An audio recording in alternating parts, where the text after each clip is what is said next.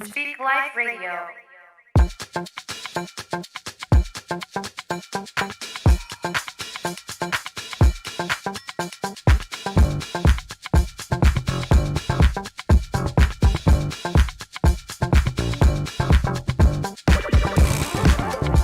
Yo, what's up, and welcome to another episode of Speak Life Radio right here on GorillaCross.com, SpeakLifeRadio.com, and the Gorilla Cross app. Make sure you download the app for free. I'm your host, Quan59, and we have a big, dope, amazing show for you tonight right here, broadcasting live from downtown Las Vegas. Got my man in the building, Joe Seif. What's good? What's up, y'all? What's going on? You excited to be here? Always. Always. And then I got a special guest co-host. He's not really a co-host because he goes by Guerilla Cross South. We're just gonna go with it, huh? All right. Gonna go with it. My man Alicio Way in the building. You hear me, bro? Mute that mic. There he is. There he is. We're gonna turn that down more so we can hear him more. What's good, man? Mic check. Can you hear me? Yes, sir. How you feeling? Okay. I hear music. Is our music too loud? Is our music too loud? Yeah, the music is blasting in my ear. Okay, good. All right. Is that better? Oh, my bad. Is that better? Yeah, that's way better. What's up, You y'all? got those sensitive ears. It's all good, man. Alicio Way in the building, all the way from Florida. How you feeling? I'm feeling real good, man. Thanks for having me on. Yeah, man. I appreciate you. I'm a part of the team SM7B now because thanks to you. Yeah. So I'm loving it. Loving it. We have a big show. As always, we're going to be doing live music reviews. So Alicio said he's heard a lot of bad music on our show, and he wanted to let people know. So we're gonna do that tonight.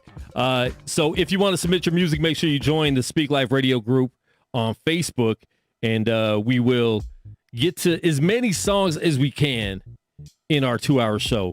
But first, we will be having a live interview, so we're gonna get to that in a minute. And we also want to know, man, what's on your guys' mind? If you want to hit us up, call in 702-608-3259. We want to know what is on your mind. If you have any thoughts, anything you want prayer for, anything you guys been thinking about, let us know. Either call in or just hit us up in the comment section. And like we do every week, let us know where you're watching from, where you're tuned in from right now. Shout your city in the chat, and we'll shout you out and where you're listening from, man. We appreciate everyone for tuning in live right here on Gorilla Cross Radio. We are here live every Tuesday, 8 p.m. West Coast time, and every Friday, 2 p.m. West Coast time. And I'm excited, man. I'm excited. Tonight's going to be a good night. I feel it. I know me and Alicio have been talking for a while about, doing some stuff together. So I'm glad to finally have him on with a better mic. Man. That's No, how but this you mic stepped it gonna up, go, bro. Like not just your mic, your lighting, everything, and we're in a Facebook group together. What's it called? Let's get live. Yeah, let's get live. So we're in that, and I've learned a lot from a lot of people in there. I scroll through a lot. A lot of it, it's a lot of Mac users, so how us PC guys get with you guys. But talk about that real quick, man. Just talk about your setup. Yeah, no, man. Thanks to you, honestly, and a few other people that I really look up to in the streaming world. I just thought it was really time to invest in streaming. So I would look at your streams and just marvel and be like, yo, this man's graphics and its camera and lighting is perfect. So it took me a little while to get everything together, but I think I have a decent situation now. So once again, like you, I think your setup is super underrated for what you do, man. So I appreciate what you do, and I learned a lot from you as well. So I appreciate it. Dope, man. I appreciate the appreciation. But you got a lot of dope guests on lately, man. So keep doing your thing out there, and we'll definitely talk more about that. Yeah, but man, I man, need you to plug me in with some more dope guests, though, bro. You be having the goats on, man. I do, man. I do. I just reach out. I mean, I know a lot of these people already, as far as in the Christian hip hop industry. I've been doing this so long that my hair's turning gray. But yeah, man, doing a lot of UFC too, man. That's because you're eating too many tacos. That's all that is, bro. Wow. I haven't eaten tacos in a while. How long has it been? Three hours? Couple hours. 3 hours. It's Taco Tuesday, man. Come on, you got to celebrate on Taco Tuesday. I can't skip my favorite holiday. Gotcha. Can't do it. But let's see. Wow, man. Pray for yeah, I'm writing all the I'm writing cool. the prayer requests down right now. And we'll definitely get to all these and pray at the end of the show. Yeah, where's everyone watching from too? Let us know if you're tuned in. Please stop what you're doing right now and share the live video stream with your people. If you're watching on Facebook, if you're watching on YouTube, man, we appreciate it. We've been getting a lot of good traction lately, and we definitely do appreciate all you guys for tuning in and staying live with us here every week, because you could be doing something else. But you are here with us, and we definitely highly appreciate it. All right. My bad. I'm trying to do things and then not do things. And then I'm trying to share the stream and everything myself. I feel you. Joe Seif, I'm gonna give you the floor for a minute. It's all good. There you go. I think it's really cool that you're saying that, Quan inspired you through Guerilla Cross, through the stream and through the radio show to basically up your game and invest. And I think that's something that a lot of people, especially now in 2021, everything is online now, Zoom meetings and all that stuff. My only advice would be for anybody, invest. It's good that you stepped out and put some money into getting the equipment, to do your own streams and have better sound and whatnot, because we're called to be excellent. I know it sounds cliche, but hey, even in just the practical things, man, we want to be excellent and get the excellent good video feed, good sound quality, because nobody wants to watch a janky show, you know what I'm saying, and nobody wants to listen to something that sounds garbage. So hopefully, am I pronouncing it? Is it Eliseo? Yeah, so I'm Puerto Rican. So if you're Latino, you can say Eliseo if you want. If you're American, a gringo, if they call them. That's all good. I think it's good, man. You're probably going to influence a lot of people, your listeners and watchers, man. To I appreciate it. To upgrade. Man, you coming out the gate with the feels, Joe Seif. No, well, it's good. The one thing that I've been learning since Quan gave me the floor, one thing I've been learning in the last couple of months is, step out, and especially the enemy's not going to tell you, oh yeah, you should definitely step out if it's going to help further the kingdom. You know what I'm saying? So step out if you feel, especially if you're doing it for God's purpose. Step out, y'all. Step out in faith. It'll come back to you. It's a good word, bro. And especially Alicia, you could touch on this a little bit too. 2020 really brought out the live streaming world, right? Everybody's live streaming now, Zoom, and now the quality, some of the quality's so low in a lot of these that now you're getting skipped over unless you have better quality. Even people we interview, we actually, the interview tonight, she has a good setup. A lot of people don't. We interviewed AI a couple weeks ago, And she had her Sony A3. She had everything set up. And a lot of people are learning, especially artists, even if you're not necessarily a live streamer, if you're doing live interviews a lot, make sure you're not just using your phone and you're in your car. Like I got, we do the UFC fighters seem to do this a lot. They'll just be in their car driving, trying to, do the interview with us. Yep. And I'm like, bro, can you, do something with it? But unless you got an iPhone, it's all good if you have an iPhone. Talk about how that, Alicio, real quick. Talk about that a little bit. How 2020 has really helped up the live streaming game. Absolutely. I mean, kind of what Joseph was saying, like if you're going to do this, right, and we're going to, not to get preachy, but you want to do it with like a spirit of excellence, right? Like you want to do it to where at least if somebody see you, at least they stop scrolling. Like whenever I see you, Quan, go live, I have to stop scrolling because your presentation, your delivery, the packaging is so excellent that even if I can't listen the whole time, I'll stop scrolling and listen to some, look at how you do your transitions or look at some of your overlays that I can steal and make myself. So yeah, just kind of speaking to that, going into this new post-pandemic, a world, man, you have to invest in your live streaming setup, your home. Even if you don't live stream, you're doing, I'm sure you're doing appointments from home. Yeah. You're doing meetings from home, right?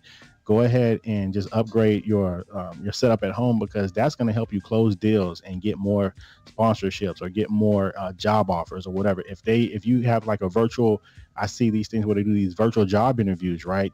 If you're in that virtual job interview with 4 other people and the boss is looking at your lighting and your camera and your angle and they looking at you got the job out the gate. You know what I'm saying? So you don't have to necessarily be an entertainer. That's good. To still invest inside your home setup. Yep. Absolutely. Yep. And you know how much I love live streaming, Alicio. You know how much pride I take into all this. We talk off air all the time. I had a meeting today. Former NFL player Jerome Sapp, that's my dude.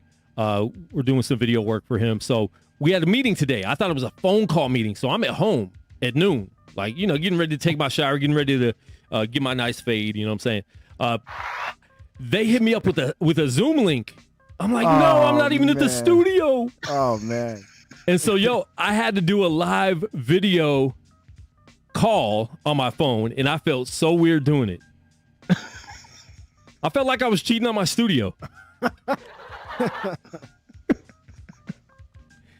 I couldn't handle it. I'm like, what are you guys doing to me? And Zoom degrades your quality so bad. Oh, Zoom was so bad they couldn't even hear me. We had to switch to Google, whatever that's called now. Wow. What is that? Google Meet? Meetup? Yeah, Meetup or whatever. Like that, yeah. I don't know. But yeah. So anyways, that's that. All right, listen. We always have a featured interview on Speak Life Radio every week. And if you guys would like to be interviewed, if you're a dope artist, man, hit us up. We will have an indie artist spotlight show where we're going to interview 3 different independent artists Friday. Let me see when that date is. Next Friday, the 12th at 2 p.m. West Coast time. So we need 3 artists. Andrew Russell. DM me. The first 3 to DM me Andrew Russell will get to be in on that show. So if you're available Friday, March 12th at 2 p.m. West Coast time, that's 5 on the East, hit us up because we're doing an independent artist show where we're going to just display what you guys are doing and get out there. But tonight, we have a really dope artist, man. Dayton is my dude. I always support everything he does because he does things in excellence. I love his music. I love everything he does as far as, the Menace movement. He gave me a free shirt. I meant to wear that tonight. Well, here I didn't mean to wear it. I was going to wear it tonight, but I wore it last week. So I didn't want to look weird. And have the same shirt, twice in 1 week. But I love the Menace movement. I love what he's doing with that. And he's signed a few artists. And we have one right now that when I heard her song and heard the voice, I'm like, I got to get her on the show. So I hit up Dayton last week. I'm like, yo, I don't know anything about your new artist. I know about her husband, but I don't know anything about her. So let me get her on the show. And we have her live right now on Speak Life Radio. Jess Norris, how you doing? How you feeling? What's up? Hey, what's up? I'm super excited to be with y'all. I've been looking forward to this all day long. So thank you for having me. I'm excited. That's good. We've been looking forward to it too. I searched YouTube. You don't have a lot of music on there. So I consider you a new artist, but how long have you been doing this? Honestly, I'm a pretty new artist. I've been doing singing and worship for a long time, but R&B is pretty new space for me. Me and my husband, we've done acoustic stuff together. We performed plenty of times doing acoustic hip hop melodies type of thing. And now I've gone solo, and so that's pretty brand new for me. That's dope. So what's that like, jumping out, going solo, and being on a label now, being on a movement? What's that like to know, like, you would do, doing worship, doing stuff in church, and now being like an official artist? It's crazy. I feel like it is completely all God, because I in no way, shape, or form really pursued this. And me and Dayton, I mean, we have a story to share soon about how this all started, but yeah, it's been awesome. It's been nerve-wracking. I've told Steph a few times, my husband, Stefanato, I've told him, is this normal to feel nauseated? Like, to think I'm about to release these songs that are like my life, and no one has heard them, and I just feel like I'm going to throw up. Is this normal? He's like, yeah, that's a good feeling. I was like, all right, cool. Okay, good. But it is a good feeling. And the whole squad is, I mean, they're an incredible group of men. So it's a pleasure to be a part of the squad now. And I wanted to talk about that. You're the first female in the Menace movement. How's that feel?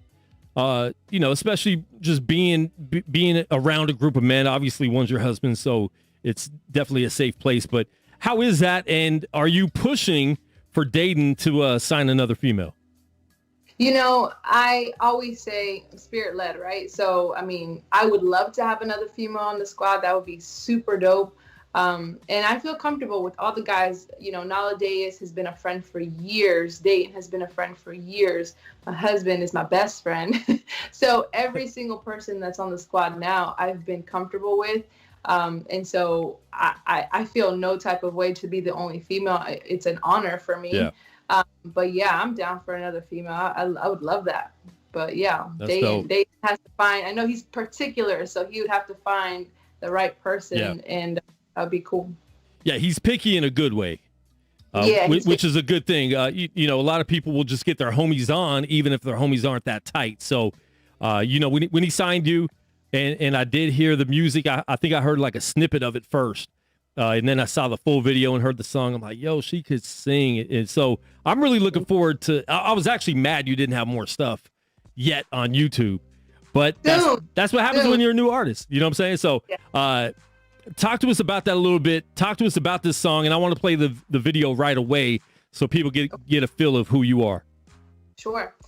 So this song is called Pieces, and it was written I want to say a year and a half ago, and it was about a story of a time in my life where I went through heartbreak, an older relationship that I had, and it was super hard to get through, and I didn't realize that. I was just kind of numbing myself for a long time and distracting myself, as opposed to kind of going through it with the Lord. And so, years later, I face it. I'm realizing I need to heal, and it wasn't until I surrendered it to God that I realized my heart belongs to the Lord. It doesn't belong to any person per se. And so this song was birthed from wanting to tell the story, but not from a broken place, but from a healed place, and to encourage other people that may be in that same place, and know that there's healing and there's a future in God for Him to restore you. And so that's really what the song is about. Oh, that's dope. And I know a lot of people, I'm sure, especially at our age, I'm in my 40s now. Joseph are you there yet? I'm in there. Okay. Alicio is 50 something. How old are you? Wow. I'm joking. I mean, you can say I'm 40. I turned 39 this month. Really? So. I thought you were early 30s, bro.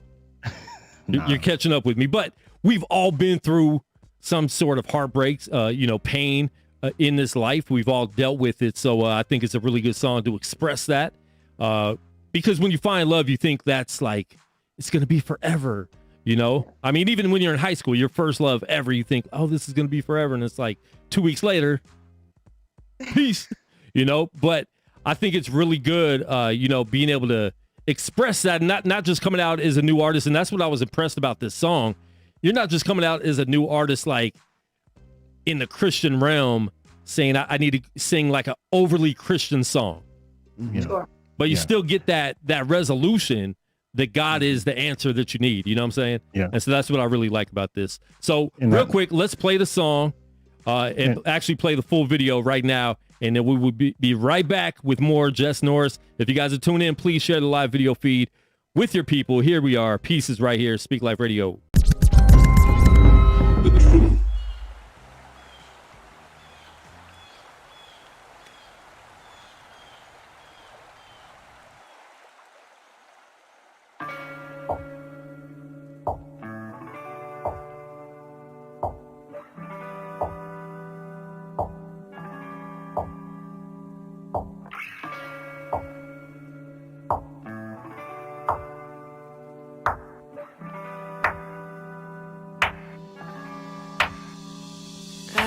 Honey dripping down from his lips. He sure knew how to talk, a target that he had in the wild. He sure did have his mark. He led me to believe that was love. That ain't love, just emotion. I wish I took my heart back in time, but I ignored the signs. Love so hard that I couldn't see how much it made me blind. He led me to believe just to trust, so I trusted emotion. Will you take my heart in pieces? I know better now who to trust, where to leave it. I'm falling back in love with what you. Will you take my heart in pieces? I know better now who to trust, where to leave it. I'm falling back in love with what you said. Words you said. What you said.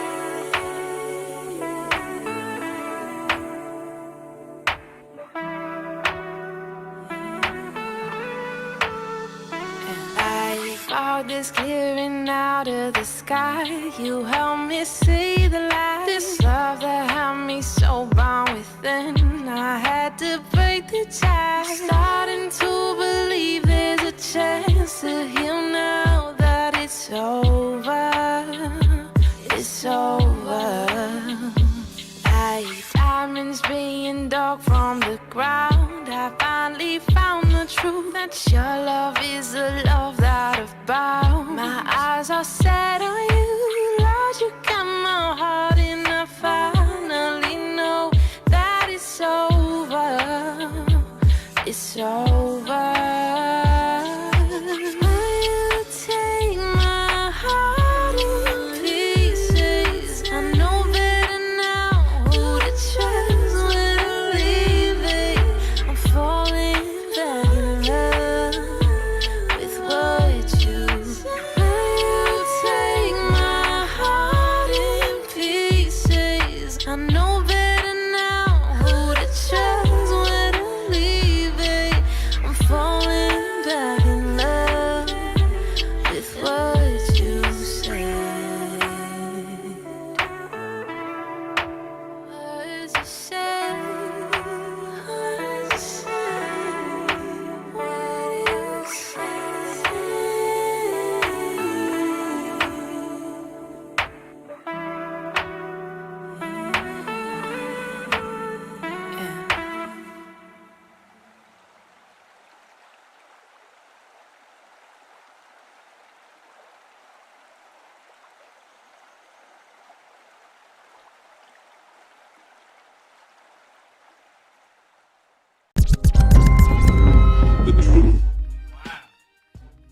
That was dope. That was really good. Man, Josiah, if I saw you vibing over there, man, what'd you think? Well, I mean, I want to know what it was shot on. That's what I want to know. I want to know like what Everything, the editing, the video was shot on. Yeah. Like, I think it was Steven Rivera. He's incredible, and I don't know what camera it was. I should have asked, but he had a whole thing, like it was like a cage. Like a, yeah. It was, I don't know, it was like above his head. I don't know, it was incredible. Amazing. No, even the mix on the song is amazing. I love it. Like I love it, yeah. That's why I was mad, because when I saw the video and heard the song, and there's nothing else online for Jess Norris, I'm like, no, she doesn't even have like an independent project before this or anything. But that to me just makes me look forward to what you're going to be doing more. And I know you talked about, I saw you online talking about maybe putting out a song later this month. So talk about that a little bit. Yeah, I got another song coming, and it's probably one of my favorites on the project. It's a little bit more upbeat, and it's definitely one you have to dance to. Like, you won't be able to not. So it's exciting. It's going to be a different type of sound, but it's relative. Dude, I'm so happy that believers now, artists, when they're making music, they don't feel like they're stuck in, okay, this has to be a churchy God song. Like, it's just a song, like a real song, like a feeling song, I really like in your song how, like, you keep saying how you're coming back to basically what like true love is, what real love is. Yeah. You know what I'm saying? Yep. And I think the common misconception in the church today, and just not even in the church, but just with people who are affiliated with believers, is if you are a believer or if you're a Christian, if you get into a relationship, it's going to be great. It's going to be perfect. And that's so far from the truth. You know what I'm saying? So like, music like this is definitely needed for people who they can know, like, wow, it's not all great. Like, you still have to be very, very cautious and careful. And, I think it's good. I was vibing because I'm not real, like, I don't like a lot of art, like my choice to listen to music. I'll listen to jazz, or I'll listen to like soul or funk, and definitely hip hop. And when a good R&B song will come on, I'm like, okay, I feel that, and I guess it's called a run. So like, when you do a run with your vocals, and then you would go up into a, like, your voice would get, I don't know what to call it, but like your voice would get high, and you would like go into like, oh my gosh, I couldn't even, like, I don't know how singers do that. I think it's amazing. It's a gift I don't have. So I was digging it. I loved it. I love the track. I really can't wait to see what kind of project comes out. Definitely. Thank you so much. It's a hard thing to do. I will say that the secret is being dairy free. Dairy free. All right, I'll go with it. Yep. But thank you. I appreciate it. Yeah, the thing about Christian artists making Christian music, it's been controversial amongst a lot of, I would say, conversations like, do you label yourself a Christian artist, or do you just label yourself an artist? And that's just it's a weird space to be in. But I think personally, I am a Christian artist, but personally, I think as a Christian artist, like, I want to share life experiences. And there's plenty of that in my album. And it's called Called to Love. And the entire project is about love. It's about my relationship with my husband. So my old relationship. And I think that too often we feel the pressure to say Jesus, however many times in a song. Yep. I want people to know that the testimony of my life is only because of Jesus Christ that I'm restored. But this is my testimony. This is what he's brought me through. And so you can hear my story without me, being so blatant. I don't know how to word that, but I definitely think that more artists should feel more freedom to just write and create as God leads you, and see what comes from it. It doesn't mean that it's secular. It just means that it was God inspired, and it's going to reach a lot more people, in my opinion, I think the word you were looking for was overzealous. Like, we don't have to be so overzealous about our faith. Like, if we can just share our faith without talking about it, Yeah. That's good. Alicia, what's your thoughts, bro? Man, yeah, the song is dope. I don't want to sit here and tell her it's dope because she knows it's dope. We know it's dope. The song is amazing. It was very compelling as well. Like I get into, the story behind the music and the delivery. And so the song was super compelling, delivered, mixed, everything was amazing. And I just wanted to say to her, I know she said, is it natural to feel this kind of like this feeling when you're about to release something? And as an artist, as well as a producer myself, I will say that whenever you are pushing the envelope with your artistry, right? Whenever you're being super vulnerable and super, intentional with your music, you're always going to feel that little ball in your stomach, because you know that what you're getting ready to birth into the world, it's going to change the world. You know what I'm saying? So absolutely, that's a natural feeling that you're going to feel whenever you get ready to release something. And it's a beautiful feeling. So that's when you know that it's going down. Now, when you get ready to put some art out and you don't feel that nervousness, you don't feel that little ball in your stomach, then you know that you didn't put your all into that song. So I think the song is beautiful. I heard another clip from you on Dayton Share, like when you were getting signed. It was like, now I don't know what that is, but this sound great too. But whatever that was like, whoa. And that was super quick. That's like, that was like a minute and a half. That was like a little intro. That's the purpose of a teaser. To her, yeah. That was crazy. Yeah. So I don't know if you work with producers. I'm a producer. I would love to produce a song for you or something. Oh my goodness, please send my way. Yeah, definitely. But that is actually going to be on the project. It's funny, it was not supposed to be in Dayton. It's like, no, we gotta do it. I'm doing Dayton voice, but we gotta do it. Like, nah. The Dayton voice. I'll hit Stefanato up, man. We'll send y'all some beats for sure. Oh yes, please do. I'd appreciate that. Thank you. Jess, how far into you on your project? Like, is it done, or like how close are you to being done with the project? Oh yeah, it's done. Right now, it's being finalized with my engineer, Manny, Verse World. He's incredible. Oh, dope, Manny. We all know him. Yeah, he's mastering that. And yeah, that's it. But recording is done. Everything really is finished on my part, and it's ready to be released soon. That's tight. I'm going to play it because Alicia wants us to play it. So we're going to play your welcome intro video for the Menace movement right here. Speak Life Radio. Stay locked in, folks. Yeah, this. What are we doing right now? It's an action. Okay, first word, but don't do the ing. Okay, and then...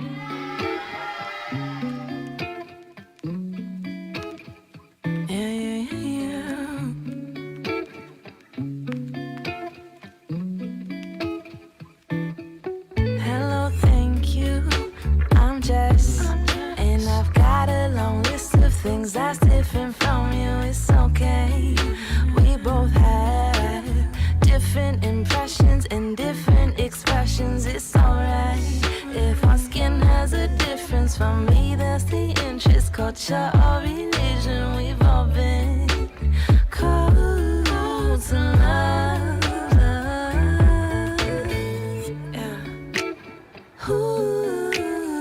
Wow. Yeah, she's dope. Come on. Yeah.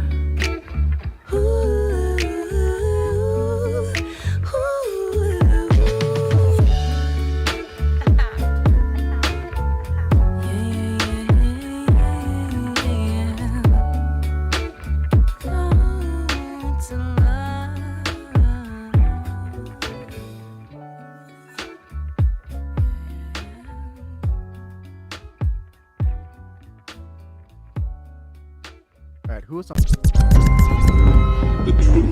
Yo, that is ridiculous. She's super dope, and I'm glad that we got her on before she got too famous. Mm-hmm. Right.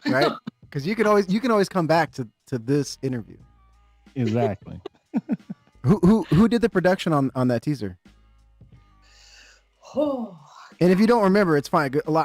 That's my question. I always ask a lot of artists, and like, oh man, I feel so bad. I forgot because we were working with so many artists, so many producers. Was that in-house? It's music. It's a YouTube producer, but music. I was just gonna say it's not a YouTube producer, is it? Yep, music. It So is.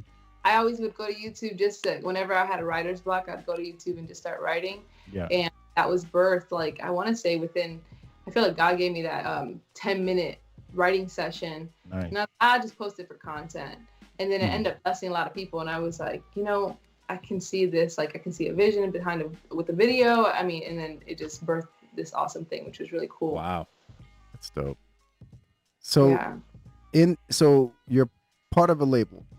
So on something like that, how you had the concept, you had the song, and then you started seeing the visuals, like with the label, like, is it easy to say, hey, you guys, I have this idea, and like, do you present it to them and say, hey, can we move forward with this, or is it more like, hey, this is something I want to do, let's do it?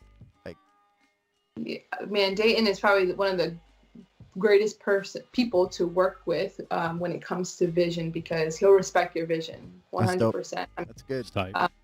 For sure. And I think that he'll always give his raw, honest opinion, which is always appreciated to me. I'm a direct communicator, so he's like, nah, that's whack, sis. I'm like, all right, I appreciate that. You need people like that. Most part, he's down.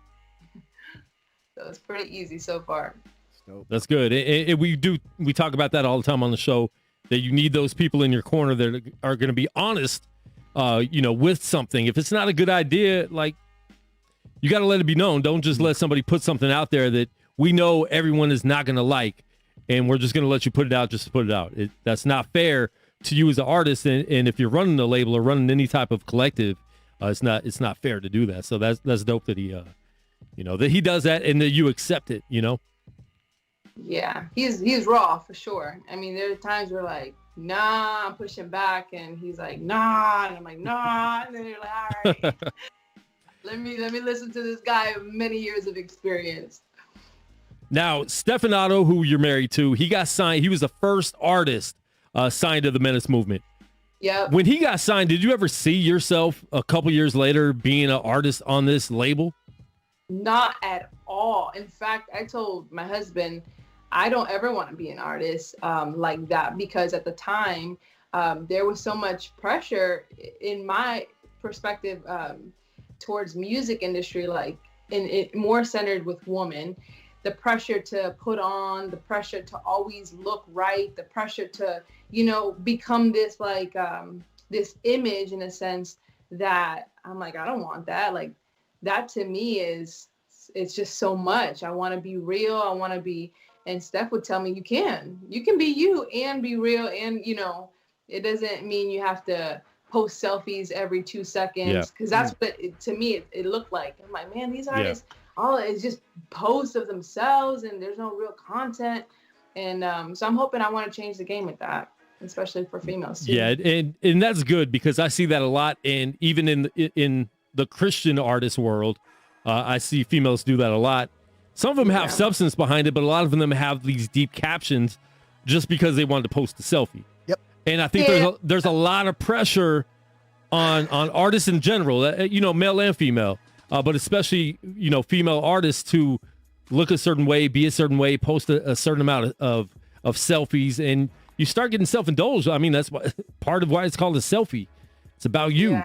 And we're stuck in that world. And I think that's good that, more people need to realize you don't have to be stuck in that little box of you all the time. Yeah, it's hard not to go there because, for some reason, selfies are the best way to promote that. People just are more drawn to people's faces for whatever reason. But I think that my goal is to have more content that's just substantial. Like someone who's super influencing for me is Hillary Jane. I don't know if y'all know her, but yeah, that's the homie.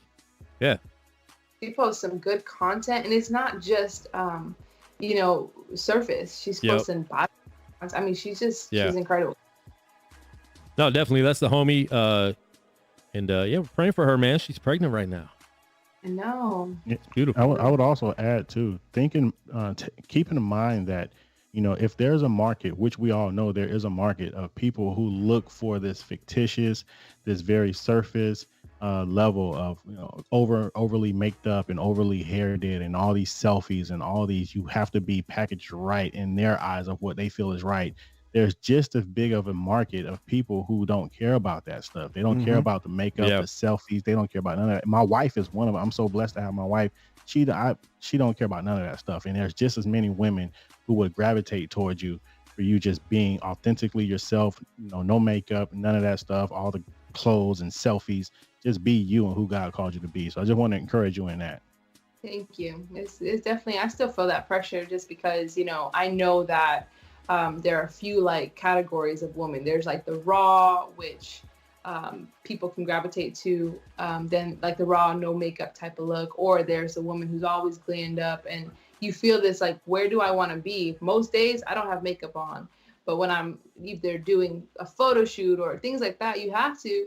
And then I'm like, man, but do I really want to? I want to just be more raw and honest with any viewers or any people that I'm like IG fam, you know. But it's hard. That pressure is there all the time to make sure that you look professional, you know, that you're doing everything it takes to look like an artist. And so I appreciate people that, especially women, that don't feel that pressure. Like AI, you mentioned AI earlier. I mean, she's such an awesome female influence because she doesn't always, she looks like an artist without having to put on all the time, you know? So you said what it takes to look like an artist. And it reminds me of, so back in the early 2000s, there was an artist out here in Vegas and she was like, she's a great singer. Like she's amazing. I won't name names. Because one of the things that I had saw was she was trying, like her producer was trying to get her signed, and one of the things that she had told me that they had told her was you need to lose at least 15 pounds, and I remember that just like I'm like, why? Like, and there's so much more pressure on female artists than males. Female entertainers at all, there's so much more pressure on them to look a certain way. Right. Yeah, you know, that's horrible. And I think it's great that like from what I'm hearing on your label with your camp, and especially like with your husband in your corner, creatively helping you, there's no push for that. And I think that a lot of I mean, I hate sounding like the pastor guy, but like a lot of the youth need to see that. They need to visually see that on Instagram, on Facebook, on Twitter, on TikTok, on whatever it is. They need to see that you don't have to fit a specific mold to still be valid.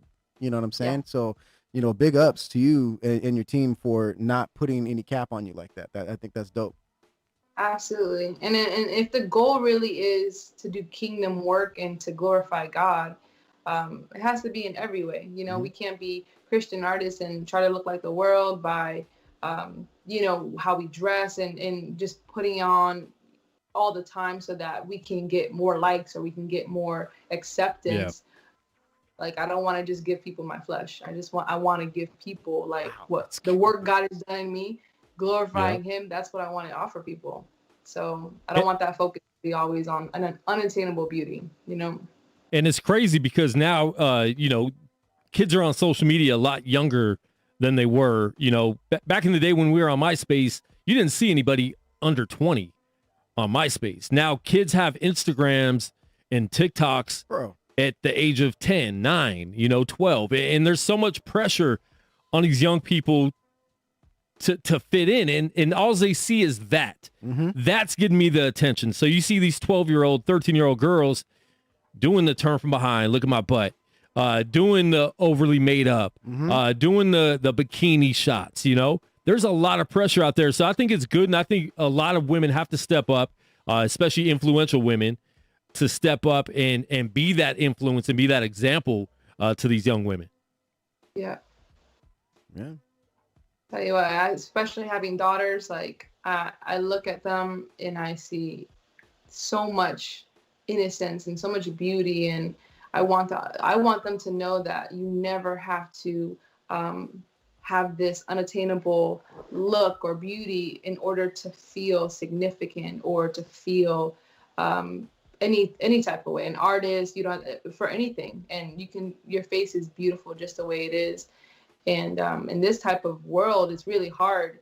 The more products we have, the more filters, the more all that, you know, it's just hard. But I wanna live that example for them. You know, it's hard though. Yeah. But important for our ladies. Alicia, you look like you want to say something. No, I got 2 daughters. So yeah. I'm constantly, correcting them, because Yeah. when they go to the playground or when they go to school and they get these, other views of what's beautiful, and I'm constantly reminding them, you're beautiful. And That's not good. only are you beautiful, but now from that point, you can define beautiful. Mhm. You define beautiful. That's good. You know what I'm saying? So it's not nothing external. It's all internal, so absolutely. I love that. And Jess is in good hands, man. She's in the camp, so they're not going to be with all that foolishness, man. So just continue to do you.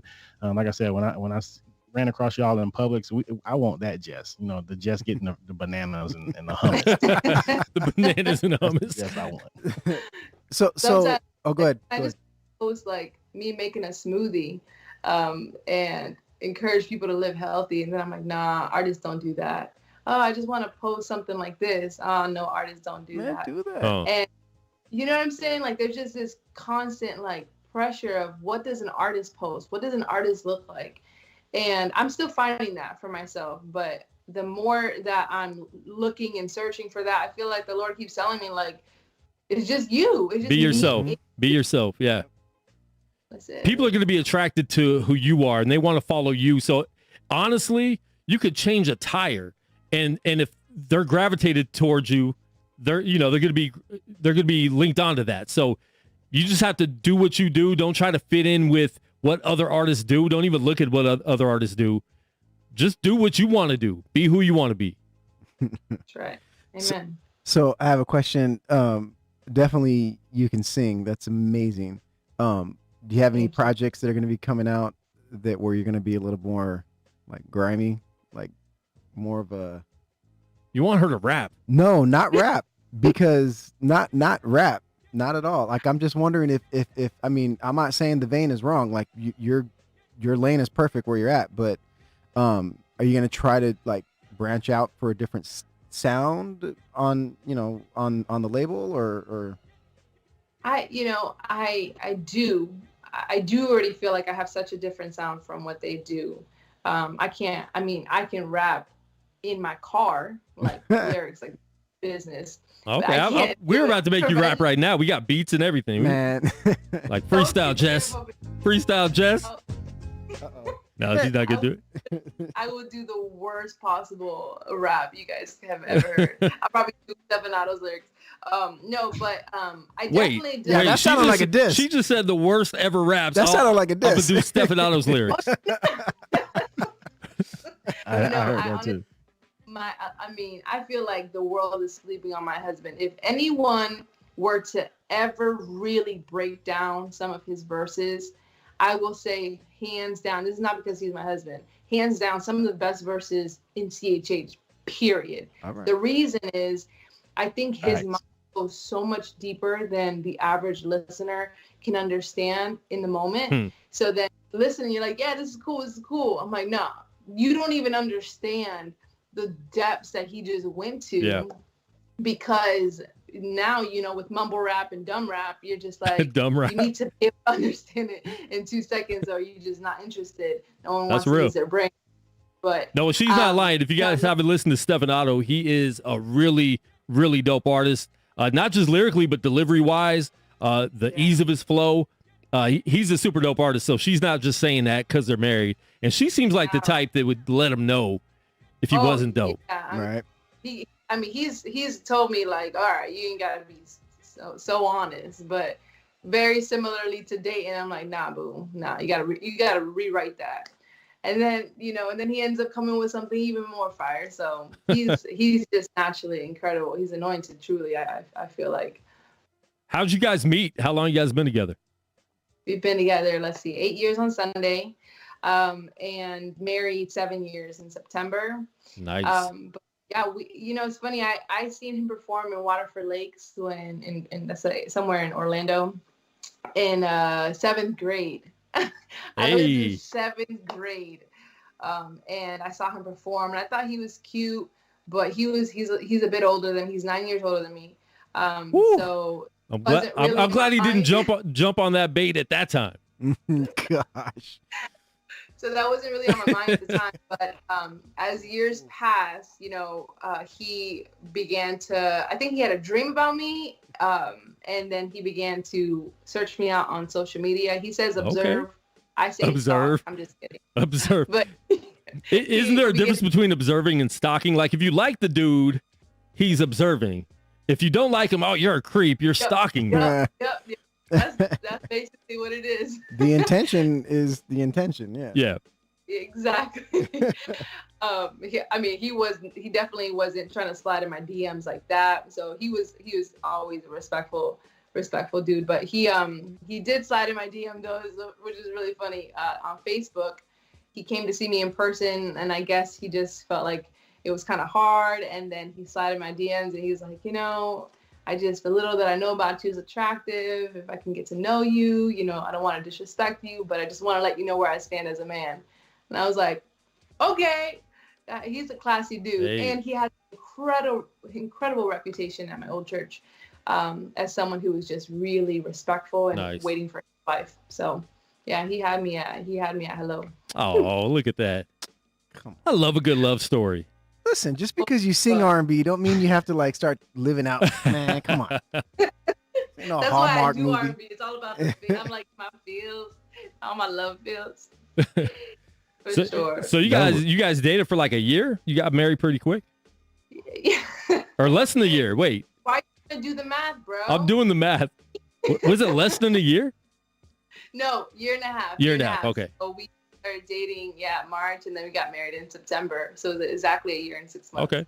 Wow. Yeah, for sure. I mean, he was older, and he's like, I know what I want. And once I've, had a past of knowing what I didn't want, with him, I'm like, oh my goodness, like you're exactly what I want. That's good. Yeah, I've been waiting for a Christian female type artist, because I have so many ideas and beats that need that type of artist. You know what I'm saying? So yeah, I think it's gonna be dope just to send you some stuff to see what you can do with. I think it's gonna be dope. I look forward to listening. I'm excited.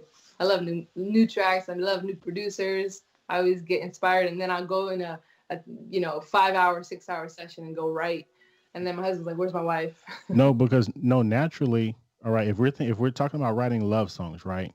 Naturally, okay, the love for God, our love for God and God's love for us is a really natural conversation in songwriting, right? And not only is it a horizontal move, but it's a vertical move, right? Yeah. So love is horizontal and vertical. So, just writing about our love for God and his love for us could easily be vertical, but also be horizontal. That sounds crazy, but yeah, you get what I'm saying. Yeah. I mean, this song Pieces, my latest single, it was like, people were asking, who are you talking to? And I'm like, I thought it was clear, but I'm talking to God. And in my chorus, I'm saying, will you take my heart in pieces? And people can either hear that like I'm talking to another man or I'm talking to the Lord. But and in the chorus, I say, I'm falling back in love with the words you've said, which is really scripture. Yeah. Which is and who he says I am, and so people can take that and they interpret that completely differently. And I love that. That's the coolest part about it. And I say lean into that. I tell Christian artists all the time, lean into letting other people discern and interpret your lyrics however they need to on whatever level they're on, right? So write in a way that people can interpret it different ways. I don't say shy away from that. I say lean into that. I think it's perfect. That's good advice. Yeah. I like that a lot. More people relate, for sure. All right, Jess, before we let you go, let everybody know where they can find you and what's coming up next for Jess Norris. Next is another single, and it's going to be a good one, and it's going to be a fun one, and I'm excited about it.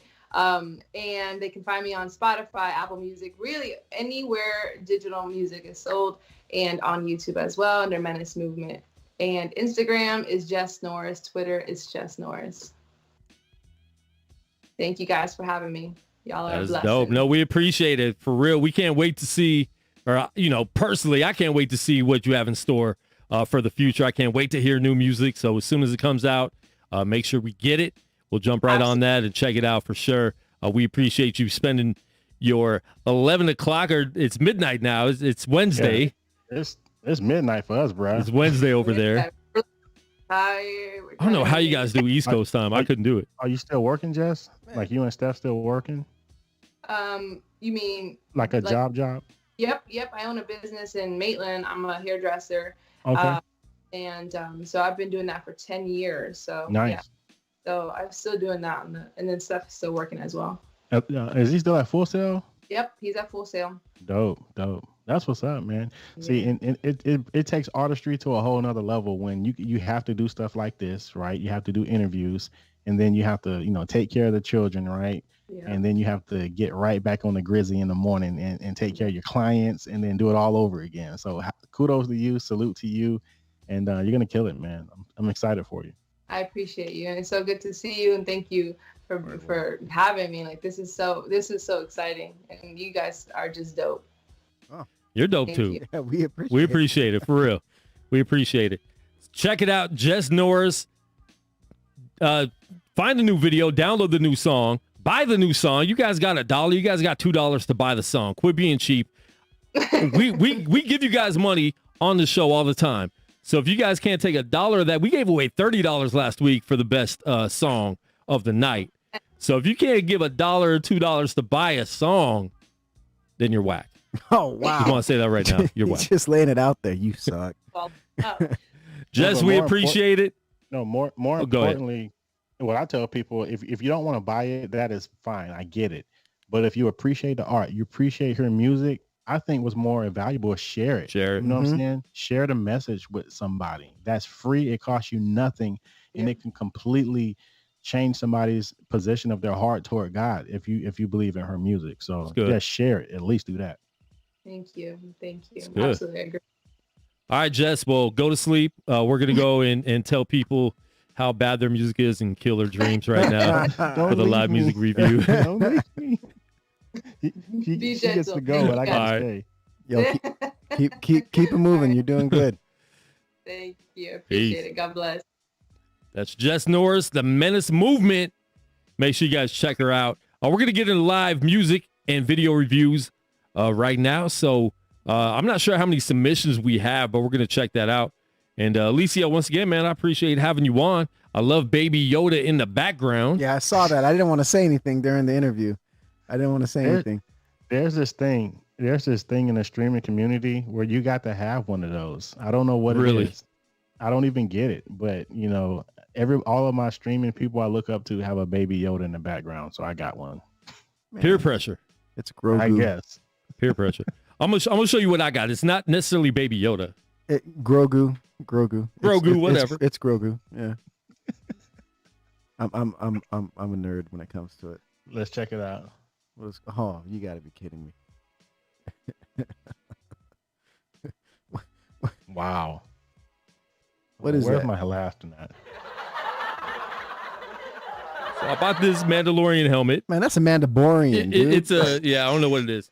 It was supposed to be a helmet. Like even the video they showed, I bought it on Facebook. You got those Facebook ads.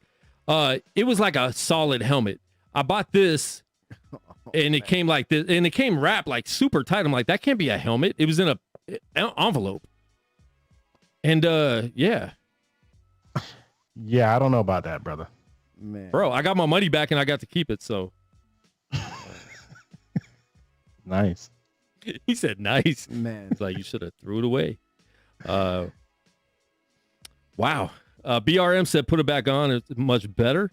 Appreciate that. Appreciate that. And shout out BRM for having me on his show today, one-on-one with BRM. That was dope to get interviewed. Yeah, I watched that. I don't get interviewed a lot, and Joe Seif was mentioning that I'd never let go of my MPC 2000 once I held it and showed everybody. I was going to bring my MPC 1000, like my baby, man. I just wanted to hold it. I told Quan before the show started, I was like, man, I was going to bring my MPC and just kind of just sit here and hold it like this, just to feel like you did, Yeah. It's all good, man.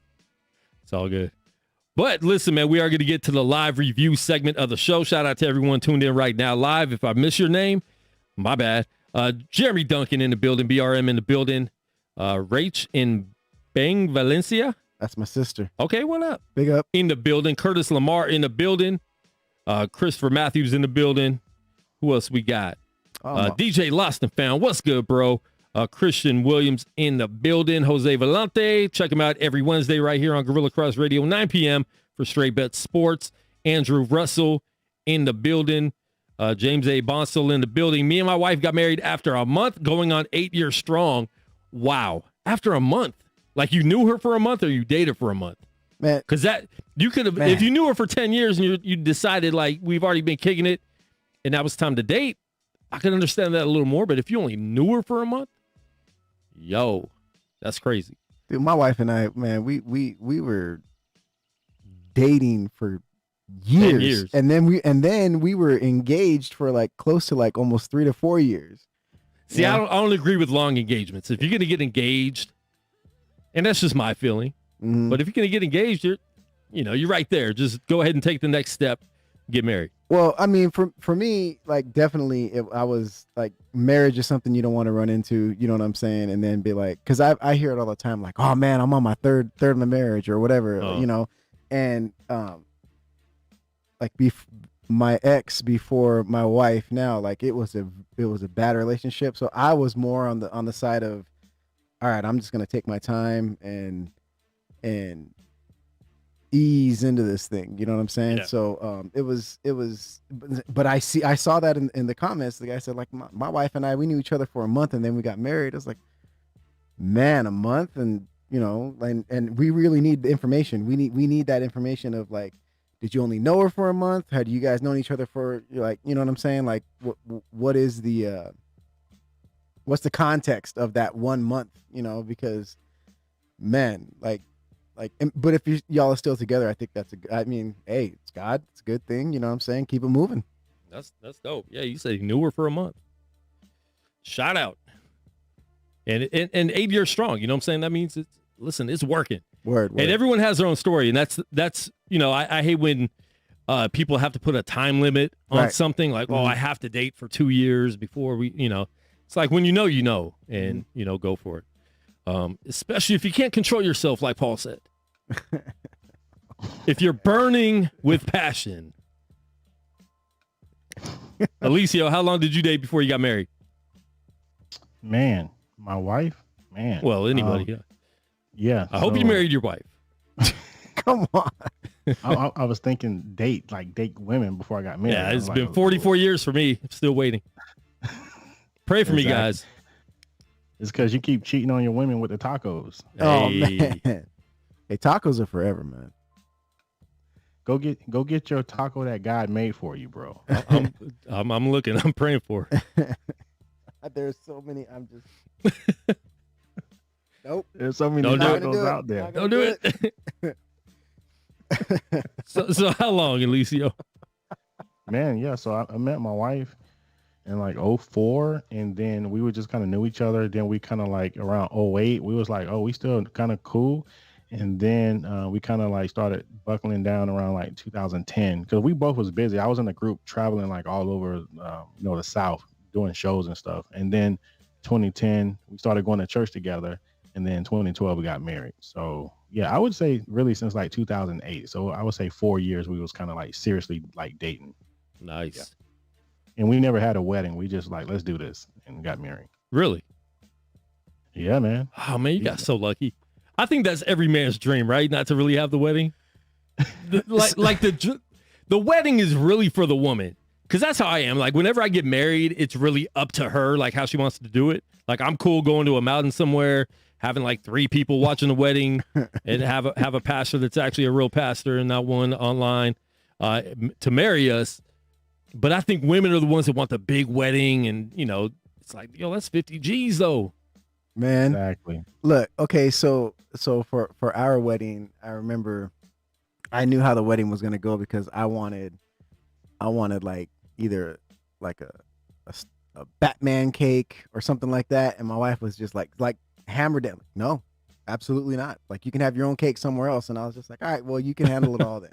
Like me trying to get a Batman cake was my feelers, and it didn't work. So I was like, go ahead. But I'm not gonna say it's just for the women. I had fun. Like a lot of the crew was there. A lot of family was there, and I really liked that. Was I at your wedding? I could not remember your wedding at all. I'm not sure. I don't think you were. I don't do weddings a lot, to be honest. Weddings and funerals are things I just try to avoid. Man. Not trying to be a jerk about it, but yeah. Anyways. So, Alessio, Quan had said at the top of the show something about Guerilla Cross South. Like, what is this? What are we talking about? Trying to figure it out. I've been telling them. But he's not trying to hear me though. Oh, look, man. He says I'm not trying to hear him. I hear you. We just need to get on that Zoom call anyways. We got so much to talk about. Yeah. We just need to get on that Zoom call. But it looks like it almost looks like you're in the studio with us. I know, right? I like Guerilla Cross South. It got a nice ring to it. It does. You need a Lakers something in the background though. Oh, I don't know about that. See, then Guerilla Cross South is not going to happen. But this doesn't. I don't really have Lakers behind me. Somebody was saying Lakers in the South, though. That's what I'm asking. South Bay. We need a Seattle Supersonics picture in the back too. Who are those? Man, stop. Seattle what? How many people did we? Guerilla Cross Canada. Hey, listen, man. We can make Guerilla Cross go worldwide. They were saying I have lightsaber. I'm surrounded by lightsabers. That's a good thing. Yeah. I wanted it to look like lightsaber, so I'm glad somebody said that because I do have the blue and the green. Everyone knows who green is. So Luke Skywalker. No. Say it. Real lightsabers. Have you seen those? Oh my gosh. Oh yeah, there's a lot of them. Are not real, but no, trust me. I've almost spent $300 on a lightsaber after watching Mandalorian, and I'm like, yo, I got to stop. I got to get off the internet. It's 4 a.m. That is geek. Alicio, how many things have you bought at 4 a.m.? Be honest. Man, since the pandemic, I bought some silly stuff. I think half my studio is 4 a.m. purchases. Dude, I got stuff in my cart right now. I need some different lights. I want some like soft boxes. Huh. I think for maybe, I think it was either June or July. I bought like 3 things and that was it. I haven't ordered. I think the only thing I've ever ordered after that, this entire lockdown, was like somebody sent me money so I can buy some pizza from Little Caesars and have it delivered. That's it. I just don't buy stuff online. If I can't find it in town, like I'll just wait. Really? Yeah. Oh yeah. I'm Amazon all day. Fry's just closed. And it's closed. Yeah, they announced they were closing one day and they closed the next day. No, I'm talking they like were done. We drove to the store, pulled up in front of the store, and they are closed. Yeah. Like the doors, like it is done. Yeah, that's crazy. Fry's Electronics was my spot. I'm not sure. Do you guys have Fry's out there, Alicio? McDonald's or Checkers? No, we don't have that. Okay. It was a major electronics store, mainly on the West Coast. I think they had them in other places, but that was wild. Hey, I know who you're talking about, but we don't have them. Yeah. Out here. Dude. All right, I want to jump into the music reviews because we've been talking long enough. Okay. Yeah. So I want to jump into those music reviews right now. Let me get where's your camera? Okay, have to get Alicio on here, but we're gonna jump into it. This is, let's see.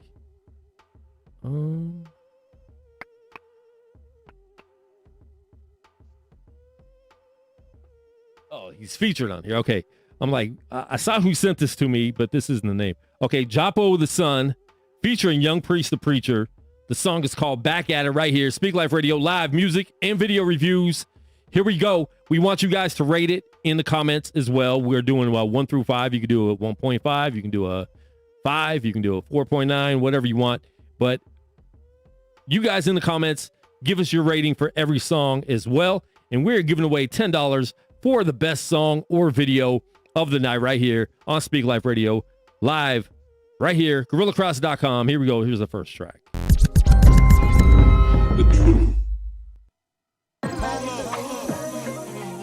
Yeah. Back at it. It's been a while, huh? Let's get it then. Thank you, God. Woke me up for another day. Yeah. Back at it like crack addicts with bad habits. But I'm healed this time, like a twist to the fingers, Brody, I'm back snapping. Still a snack to trap in half like some graham crackers. I'll mix it up like some Kraft mac and cheese. I need mine off top like a new era fitted. or the cherry on top of a Dairy Queen blizzard. Satan slide, but I watch how we sneak like a lizard. Sending every curse back to them witches and wizards. Cutting off my old ties, guess I'm Edward with scissors. KJV, that's King Jesus victory. And he don't let them demons get to me. And if they do get to me, voila, alakazam, that's history. Tell the laws another unsolved mystery. Yeah, send them headers back to where they came. They all wanna smoke until I mention the name. My king chastise your chest, this ain't a game. Catch me with the rock, they dash without the dame. Cross on his back was nailed to the wood grain.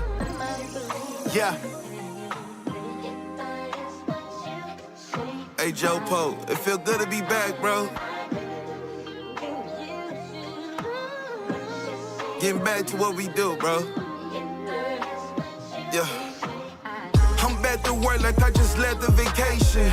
I was tripping but never left my location. Talking with the father, I needed communication. He said get up, ain't no time to be complacent. My troubles ain't what it seem, I'ma make it. No doctor, but I'm working on my patience. Tryna be still and see him while I am waiting. Thought I was strong until I see myself breaking. Gave all my love until my heart became vacant. Jesus filled the spot with this love, I can't replace it. So now I cherish my testimony like it's a trophy. I'm back in my bag after the chip choji. Human boulder when I get the moving. Fire at them horses like I'm Mark Cuban. Aiming for hearts, but I'm no Cupid. Luca Daddy when I get the shooting. And I get the team involved. I had to level up cause it was time to evolve. See a better me, I shed it, the shell of me. I'm back in the Basarine, the son of Apollo Creed, the spirit light. Wow. We back at it. Yeah. Yo, that's some bars right there, man. That's called Back at It. Japo the Son featuring Young Priest the Preacher right here. Speak Life Radio live music and video review show. Alicio, I'm gonna let you go first, bro. I was vibing out the gate. That was yeah. I had to drop a bomb on that one. Yeah. I loved it, man. I love the melancholy of the sample. Anything with a sample like that can draw me in. Because you're constantly trying to hear the loop. You're constantly trying to hear, man, where did I know that from? You're constantly trying to it kind of puts you in a state of like I said, melancholy. Like you just kind of miss those days, right? And then when the beat drop, because a lot of times when the sample come in, they drop the ball on the beat, like and the kick ain't kicking or something. But when the beat dropping, it was actually dope. I'm like, okay, so they 2 checks off, and then the flow was dope. And I was like, yeah, so I would definitely, I don't know what y'all rating system is, but I would definitely get at a high rating, bro. I love it. We do 1 through 5. So pick. Yeah. So I would give it the last verse for me felt like it was like, I wish he would have changed it up. Right. When the last verse came in, it sounded a little pretentious with his flow. It's like it sounded like he was trying to do something that was like, bro, like you could have flipped it up and switched it up. So for that reason, I got to give it like a 4.5. But if it wasn't for that, I think if he would have did something different with the verse, flipped it at the end, give us a different cadence, I think it would have kept me engaged. But when I heard him doing that flow, I'm like, bro, you kind of standing on that flow a little bit too long. But other than that, I think the song was super dope. I think it's definitely a 4.5. Okay. 4.5 for him. I like this song a lot, man. The vibe was super dope. They have bars, and that's what I like, man. Sometimes people sound cool on the song, right? Mm-hmm. But then when you're listening to the bars, you're like, okay, they got a cool sound, but they're not saying much. There's not a lot of substance. And when you hear like bars that catch you, anytime I'm loud when I hear a bar, when I make a noise, I'm like, oh yeah, that's dope, or anything, or like, yeah, that's a good thing. Mm-hmm. And there was a couple times on this song that I definitely did that. So I really liked the flow. The beat was dope. The little sample in there was really tight to me. So I did like the song a lot. I definitely agree with you on the second verse where it was the same flow the whole time. So yeah, definitely maybe just change that up, because little things like that, little changes like that can make the song and take it to a whole new level, and keep a song that might be a 5 and a 5, instead of dropping it down to a 4.5 or a 4. Yes. There's little creative things you could do to just, keep it going, keep the motion, keep us as a listener intrigued and surprised. You want to surprise the listener with good stuff, good surprises, but you want to surprise us with something that we're not expecting. When you have the same flow the whole time, we're expecting that to happen. And I say this with metaphors all the time. I do not want to rhyme your next bar for you. And there's so many artists that I do that with. So I don't want to do that. But I'm with Alicio. I will give this song a 4.3 because it was really good, but there are a few changes I would make to it. But I do like it a lot, man. Really, really dope track. I would play that. I would definitely put that on our radio rotation. So shoot me that track. So I'm on the opposite side with you guys. I thought the second verse was strong. And the reason why I liked it is because when you can keep the same rhyme pattern as a listener who used to write and still writes, there's only a certain amount of words that you can put in on a rhyme pattern. And when you can keep that rhyme pattern going, and I'm anticipating, okay, what is he going to say next? And then like when I hear the way it comes through on that, because when you have a certain technical pattern and you're sticking to it, the listener knows what your pattern is. So now you just have me listening to your words. Yeah. Not just how technical you are, because like I can be all over the place, but when you stay steady, I like to see the words you can come up with, because sometimes like you can just you can say the same things that a lot of other people say. And so when I'm listening, what I'm listening for is something different. Like, oh, that's cool the way I would have rhymed this word with that in that pattern, but you did this, that's dope. So I liked the second. I thought it was stronger than the first. And there was a line where he said, I cherish my testimony like it's a trophy. And I really like the visual of that, because like that's how we should all treat our testimonies. Yeah. It's something that we want to brag on. You know what I'm saying? So like I liked it. The only like negative criticism I'd have about the track is I felt like the low end was too heavy. I felt like the low end was it was the beginning, heavy. and part of that was my fault because I had my EQs in here when I was mixing something yesterday. I had the bass up too loud, and I noticed that right away, and I flattened out the levels. Okay, so then never mind. So at the beginning, I think that was my fault because I had my EQs set wrong. Because I like to keep everything flat on the computer audio, and I didn't have it like that. Word. All right. So well, yeah. That might have been my fault. Yeah, I'm gonna say 4 or 5. Yeah, definitely Okay. 4 or 5. I thought it was a strong track. Like, definitely send the link or send us to where we can get it. It's dope. Yeah. It's definitely supportable. Yeah, go support sure. that. Go download that and support those guys, because it was a dope track. I want that myself. What is it called again? I'm gonna go on Spotify now. It is called. Back at I it forgot. again. At it again.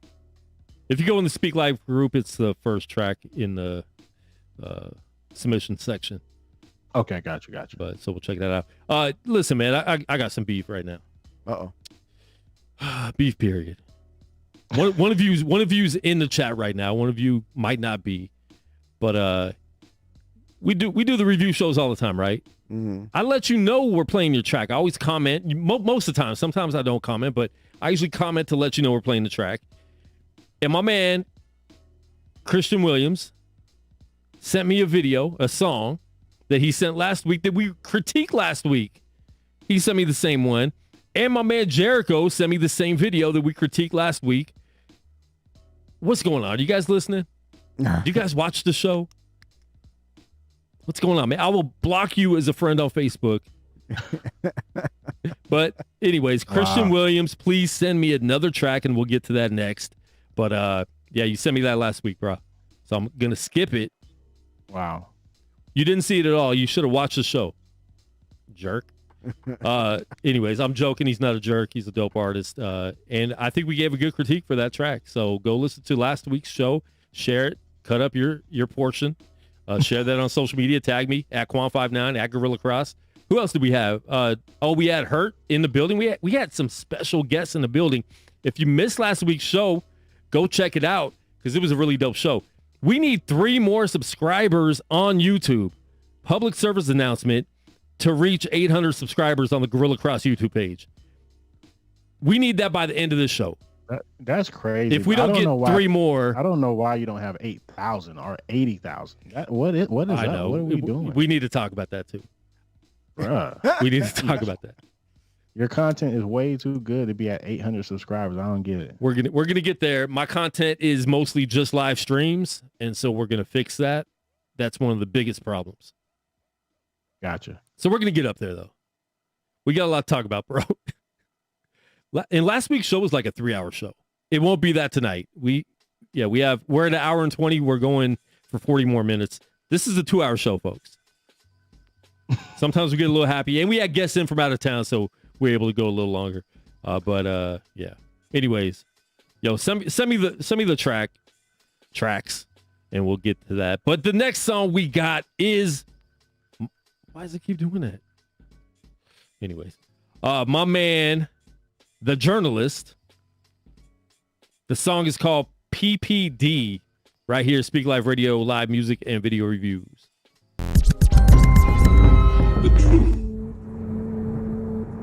On May 13th, 2011, we welcomed our very first child.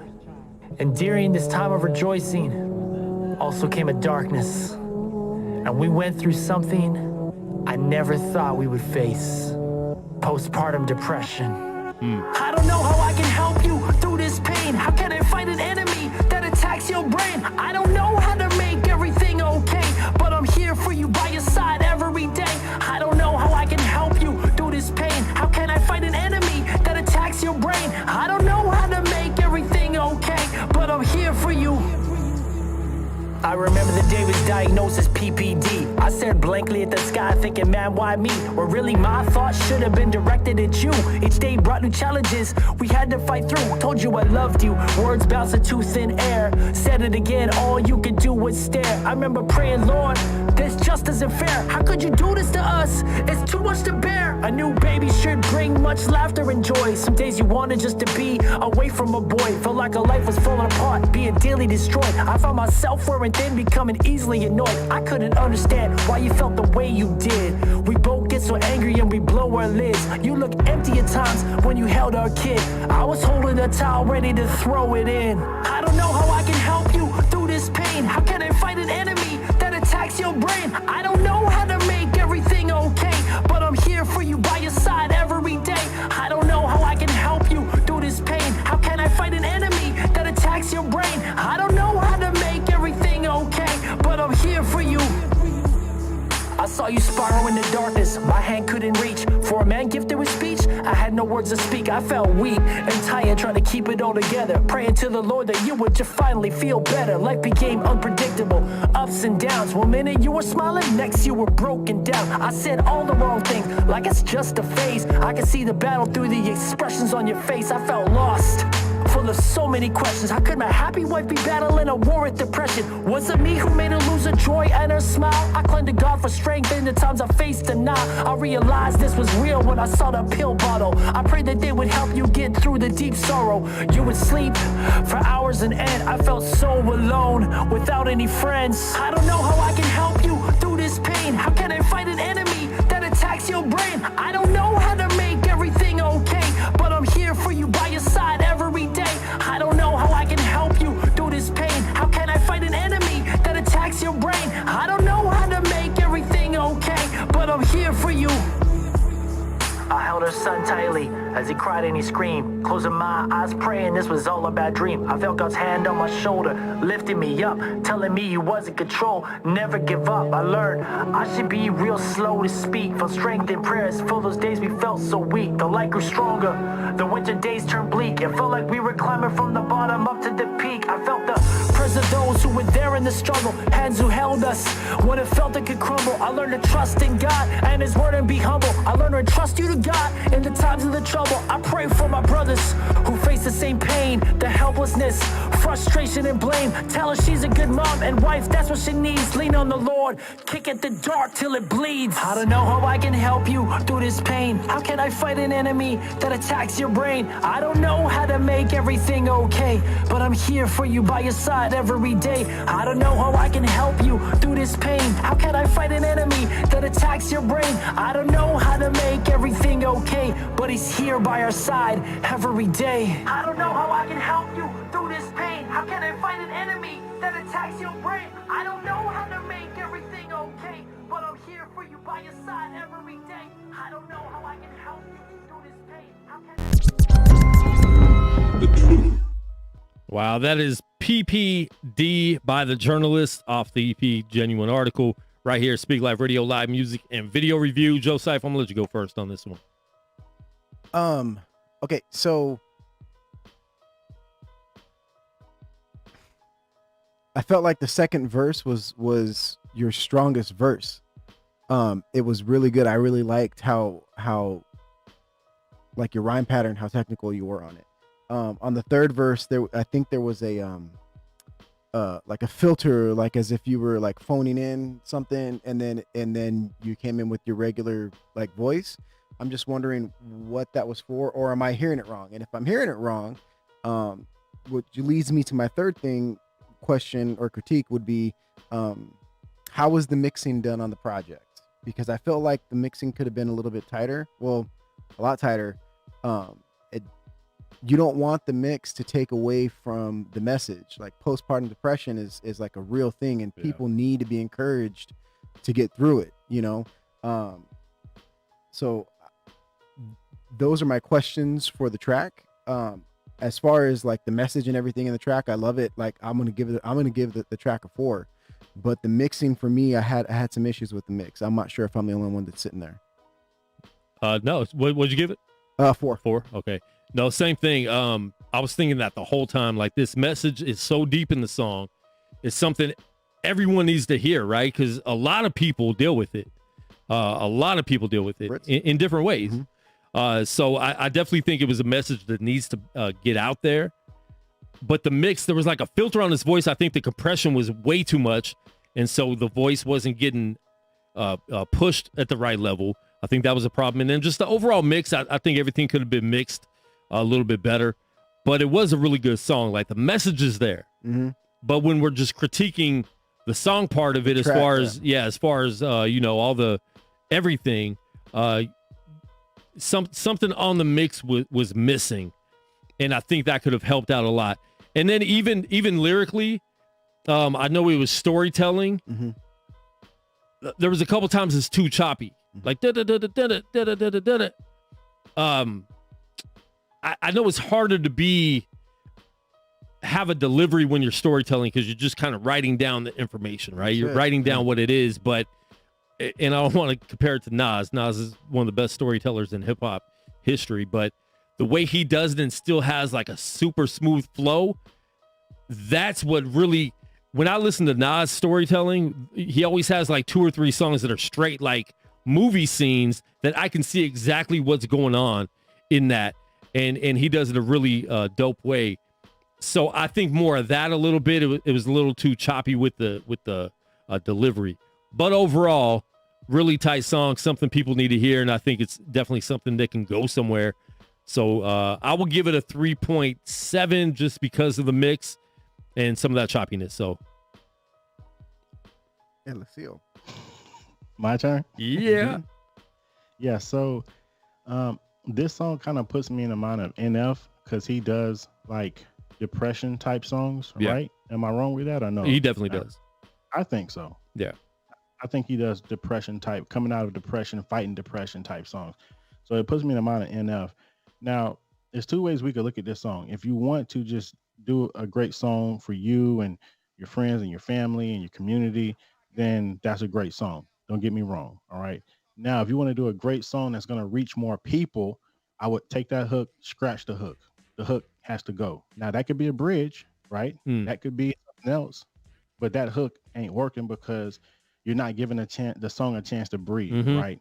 You need dynamics in songs. And real quick, I don't mean to cut you off, but we've talked to him about that before. We've talked to him about that before with other songs, that you're not letting the track breathe. So that's a good analysis.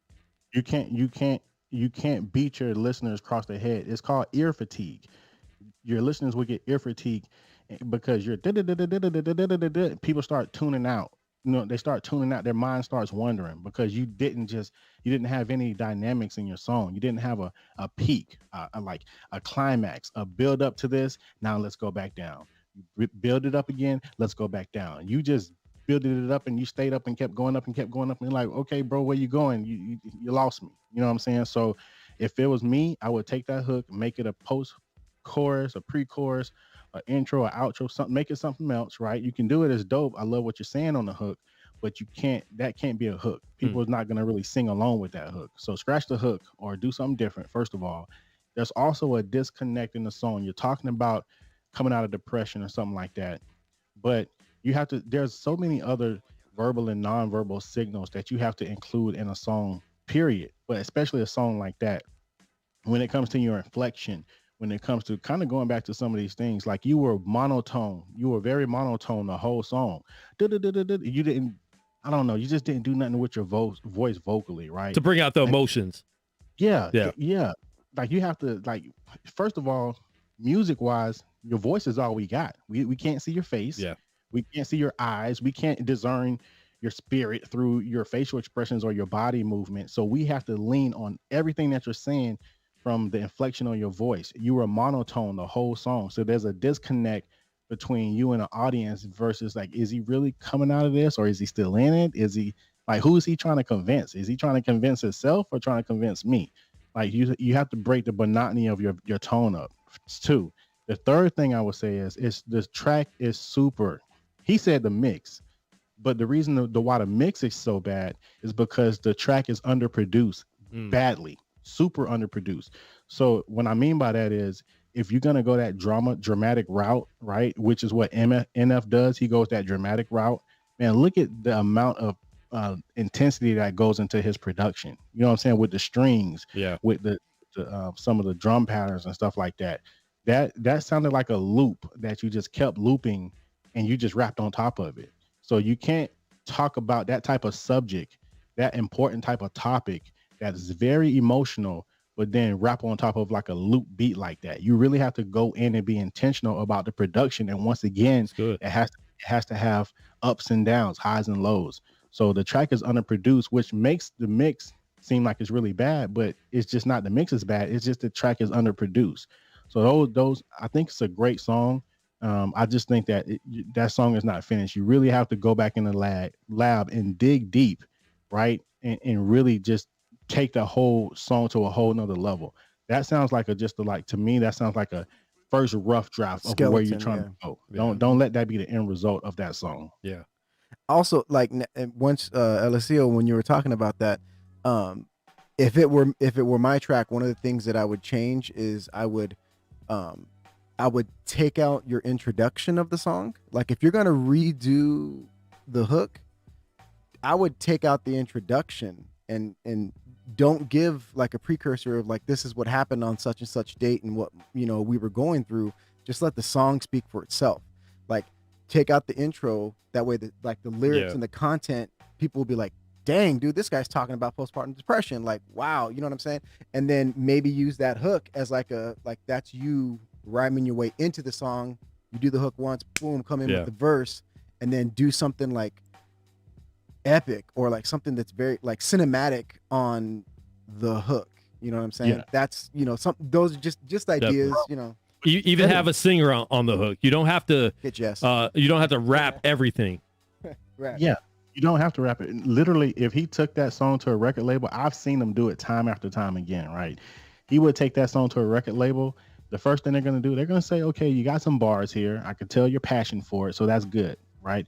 Now they're going to tell him to leave the room, right? They're going to tell him as the artist to get the heck out the room. And he's going to come back because they're going to bring in the producers. They're going to bring in the songwriters. They're going to bring in all the engineers. And by the time he hears that song again, it's going to sound completely different, but they're going to take out a lot of stuff, right? Yeah. So, and take out a lot of stuff. And they're probably going to bring a singer in and take his hook and make it put a melody to it, because melody, right, is what gets in people's head, is what makes them really like. It's going to bring the emotion out. Yeah, you know what I'm saying? And he's going to come back. He's saying, what did y'all do to my song? Y'all took so much out of it. And sometimes when it comes to hits, less is more, right? Yeah. And so I can see the potential, but he definitely has to go back in the lab on that one. Wow. If you want to pay Eliseo for that advice, artists, feel free. Cash App him. I'm sure his Cash App is the same as his name. So that was really good, man. That was really good. Bro, why don't you have a BMAC on your stuff, man? Why you don't do that? Not right now, bro. don't sleep on BMAC, dog. I'm trying to tell you. I wake up, I stream, and I wake up with sometimes hundreds of dollars in my BMAC, dog. All right. Get a BMAC. Buy me a coffee link. All right, we'll do that. Next song, we got Trax finally sent me a song that we haven't played before, hopefully. This song is called Slave Bars by Trax right here. Speak Life Radio, live music and video review. Here we go.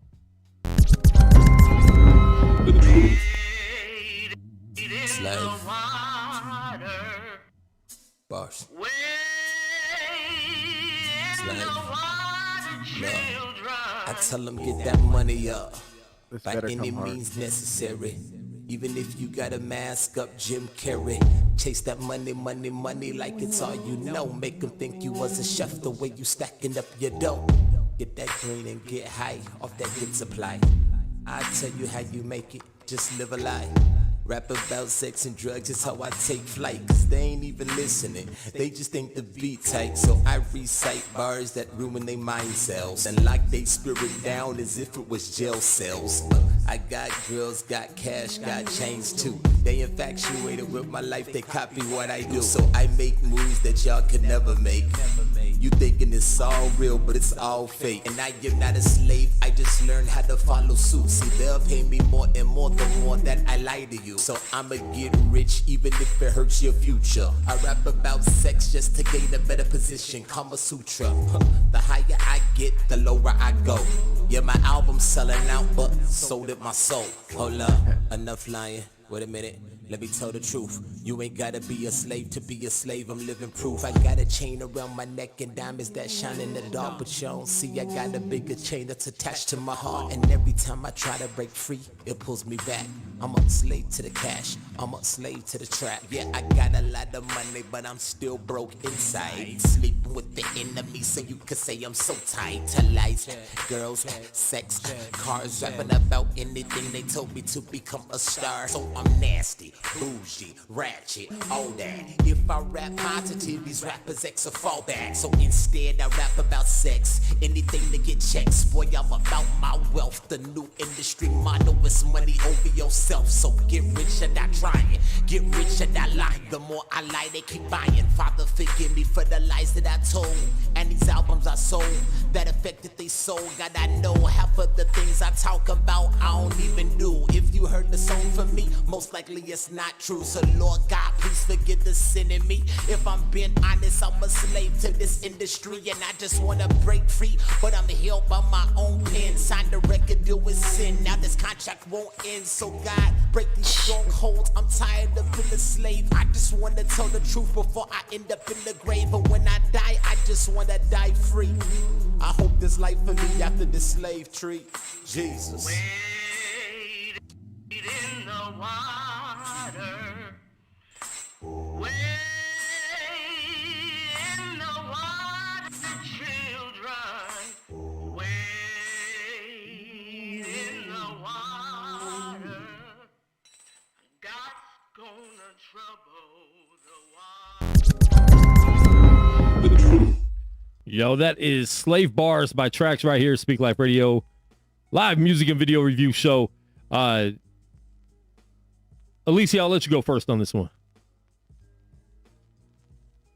Why you want me to go first, bro? Yeah, so initial thoughts, right? You know, first impression is everything. Well, it ain't everything, but, you know, man, you in this music industry, you know, and I'm not going to say that ministry and what we're doing with, you know, Christian hip hop is all industry. Don't get me wrong. That's not what I'm saying.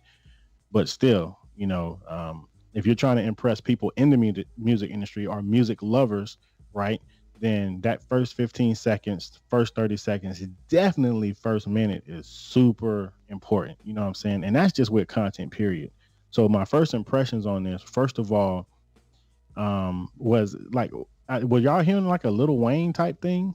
Did y'all get that? Yeah, I hear Lil Wayne on him a lot, to be honest. Yeah. And that's so, you know, and that's just me, you know what I'm saying? And no shade to bro, you know what I'm saying? The song was cool.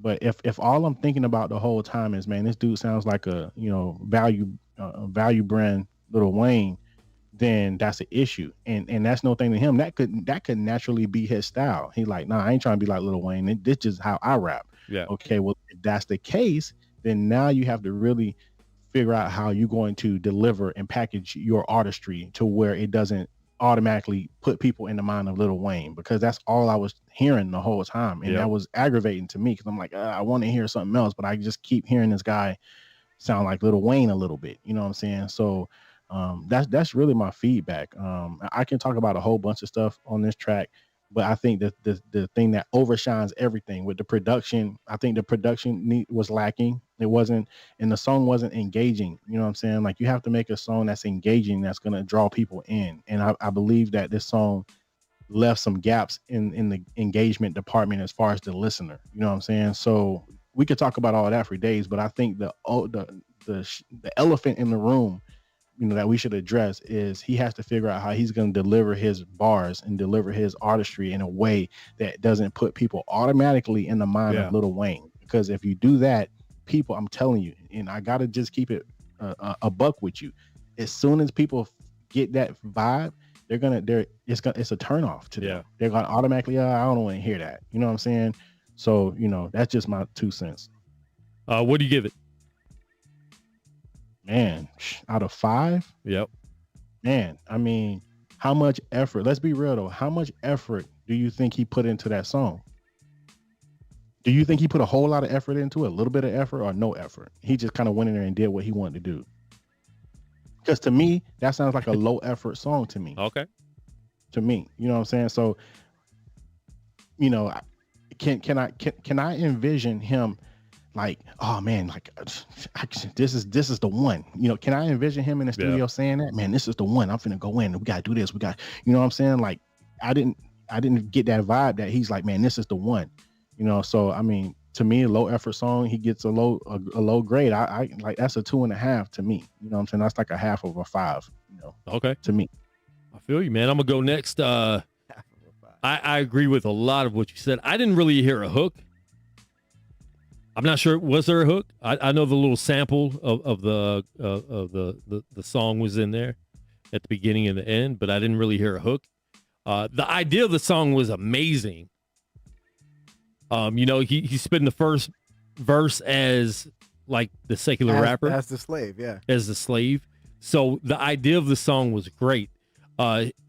Just mix wise, his vocals were under the beat, so the mix wasn't that great. First of all, the Lil Wayne sound, it was definitely there more in this than, and I've already got that vibe on him in other songs, but it definitely sounded more like that on this song, a lot more. But definitely, I think there's so much you could have done with the idea for the song, with the title of the song, perfect. Mm-hmm. The things you did in the song as far as the storytelling, the idea was good, but you could have got so much deeper with this song and had more. There was no hook. This song needed like a dope, super dope hook that could have taken the song to a whole new level with that. The beat, I like the beat. The beat was really cool. But there's so much more you could have done with this song, with the idea of the song. I don't know if you have people around you that you show the song to bounce ideas from, or if people just tell you you're dope, because you are a really good artist. You know what I'm saying? You are a really good artist. But this is a song that if you would have sent to us beforehand, I think we could have like really given you ideas and advice to take it to a whole new level. Because I do like it. I do like the idea of it. A dope hook would have taken it to a whole new level, I think. I have to say this too, real quick. You know, there was a wade in the water, that sample or whatever. Yeah. Right. So I'm just gonna keep it a buck with you again, right? So there's 2 things I want to say about using a sample. First of all, there's automatic.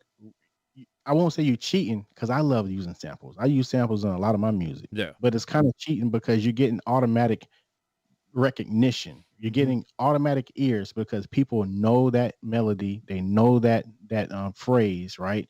So they're going to listen to it off the strength of, oh, wade in the water. Oh, let me check him out. So it's kind of low key cheating because you're going to get easy listeners, right?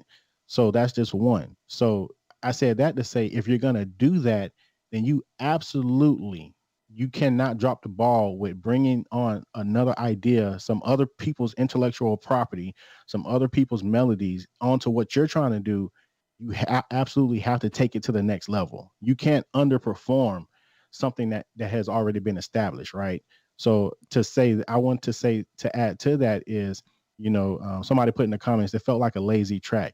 You can't lean on the samples and be like, okay, well, this is going to do all the work for me because everybody know that. Everybody know that. So I'm going to let that do all the work for me. And you just come in and make a lazy song. You have to take it to the next level, not live up under it. You have to live on top of it. And he's saying it wasn't a sample. It was his mother-in-law singing, but it's still a sample of, it's a song. It's another song. So she's just saying something that's already been out and been sung a million times too. So. Yeah. So I mean, there's just a higher expectation from any artist, me, whoever, when you bring something onto what you're doing, you have to now take it to the next level. So I think being that they did that, they took the weight in the water. I feel like, at the end of the day, like how did they take it to the next level? You know what I'm saying? That's just fine. No, that's good. And I'll give it a 3 because I do like the idea of the song. There was definitely some dope bars in there. But I think the dope bars got drowned out by, and it did lose me halfway through too, because there was no hook. There was nothing to really separate it. So I kind of lost it there, but I'll give it a 3.0. So, okay. So like at the top of the song, you can actually hear me saying in the background, like, oh, this track better be dope as soon as I heard the singing. Like it better be dope because, it's a well-known slave song. You know what I'm saying? Like it is a powerful sound to hear of what it's about, wading in the water, like trying to get free and go. Yeah. Like that's dope. Eliseo says it's like you're trying to capitalize off that sound, which is it's either good or bad depending upon how well you deliver. And I think that's the point that he was trying to make was the delivery wasn't there. I liked your lyrics. Your lyrics are amazing, and I like the concept, the storytelling, and I like the way you were very, like when you start talking as yourself, when you say, all right, I'm going to stop lying, and you start talking as yourself, and then you continually build, and you can hear not aggression, but you can hear more of your emotion in your lyrics. I really like that. I like that build. The part that made me not like the track was the beat itself. So like Quan liked the beat. Me, I don't like really beats that sound hollow, like where it's just like a boom, boom, like really slow. I like it because you have that opportunity to put as many words inside of a cadence pattern as you want, and get as much as you can in a bar. You know what I'm saying? Like that's dope. That's a good technique. But when it's just the beat like that, like the beat alone, like is what lost me on it. Your content was dope. I like the content. I like the concept. That was dope. So, what I would suggest is, like if you're gonna have like a open beat like that, even if you can't do more to it, if you get a certain like a scratch pattern, because like you can down pitch on good turntables now. DJs can down pitch, and they can phrase sample scratch really slow on top of a slow beat, and that'll fill the spot like like you can get like a really nice slow scratch, and that'll give it some body, some meat to it. So I'm gonna give the song itself a 3 because of the beat. The concept is amazing. The writing, like I liked it. Like I liked the concept, the writing part. But again, like I'm a writer, I'm not a producer. So I as far as like the writing goes, bro, you're at like a 4.45 because the concept alone and like the way you built and like you can feel like what you were saying. Yeah. Keep doing that. Like keep doing that. Like that's what kept me there. Like, but whenever I listen to music, I always listen to the lyrics. Like I'll put my head down sideways, close my eyes because I want to hear everything that somebody's saying. Cool, man. And that's the thing. You're going to get different opinions from everybody on your tracks. But we appreciate everybody submitting tonight. We do have a few more. We'll probably get like 2 more in, maybe 3 if we go quick on the reviews.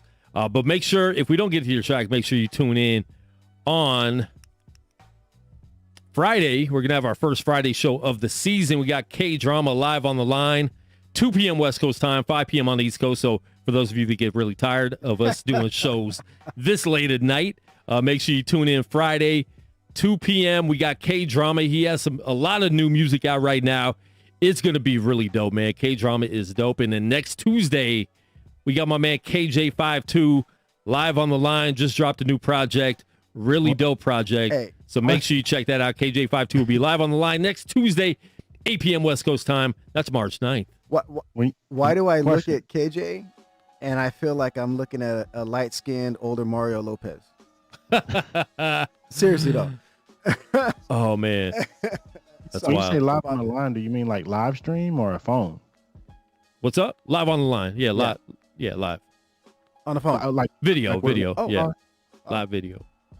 Oh, sweet. Yeah. Yep. I'm gonna say we're not doing no call-ins in 20. No, we don't do call-ins anymore. We had to, we cut that. We cut that. But no, man, excited to get them on. So make sure you guys tune in for that. We have a lot going on.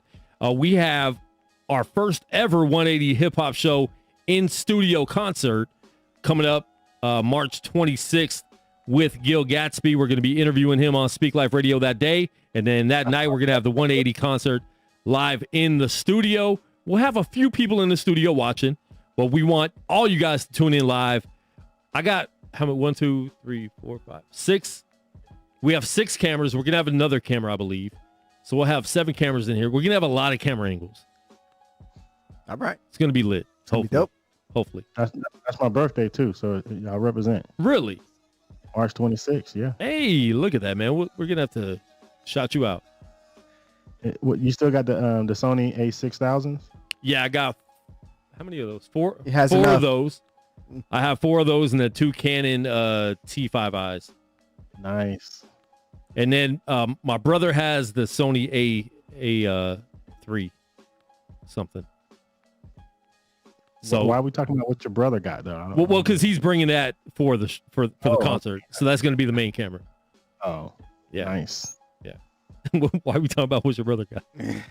He does a lot of my video stuff for UFC. When we go to UFC, I make him bring the good camera. Okay, dope. So, yeah. Texas is about to have all concerts and festivals. Texas is wide open right now. They got rid of masks and everything. Man, I didn't know you can get rid of. I thought that was like a, whole country. But yeah, I mean, listen, people are fed up. It's been a year. COVID's been around for a year. Nevada got shut down March 17th, so we're coming up on a year here in Nevada. But a lot of stuff is opened up in Vegas now. It's more normal than it was. So, yeah. All right. We're going to get to another song. This is an artist I have never heard before. So I have no idea if this is going to be good or not. But we're going to try. We're going to see. And it's a female artist. I think this is the first female artist of the night. Let me pause that. The song is called You Are the King. Emily Ballhouse is the name of the artist right here. Speak Live Radio.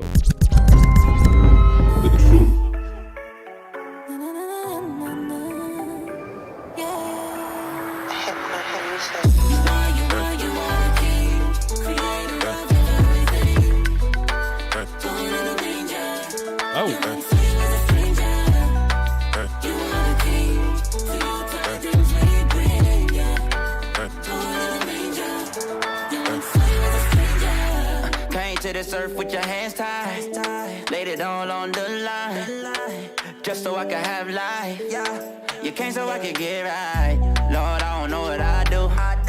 If you ain't do what you do, I'm just trying to walk in your truth. This is featuring Jay Young something, SFL. You ain't had to, but you took my place. You took it all, now my sins are erased. All I wanna do is give you all the praise. Oh yeah, you deserve it. No Santa Claus in it. Jesus the reason for the season and he did it all, yeah.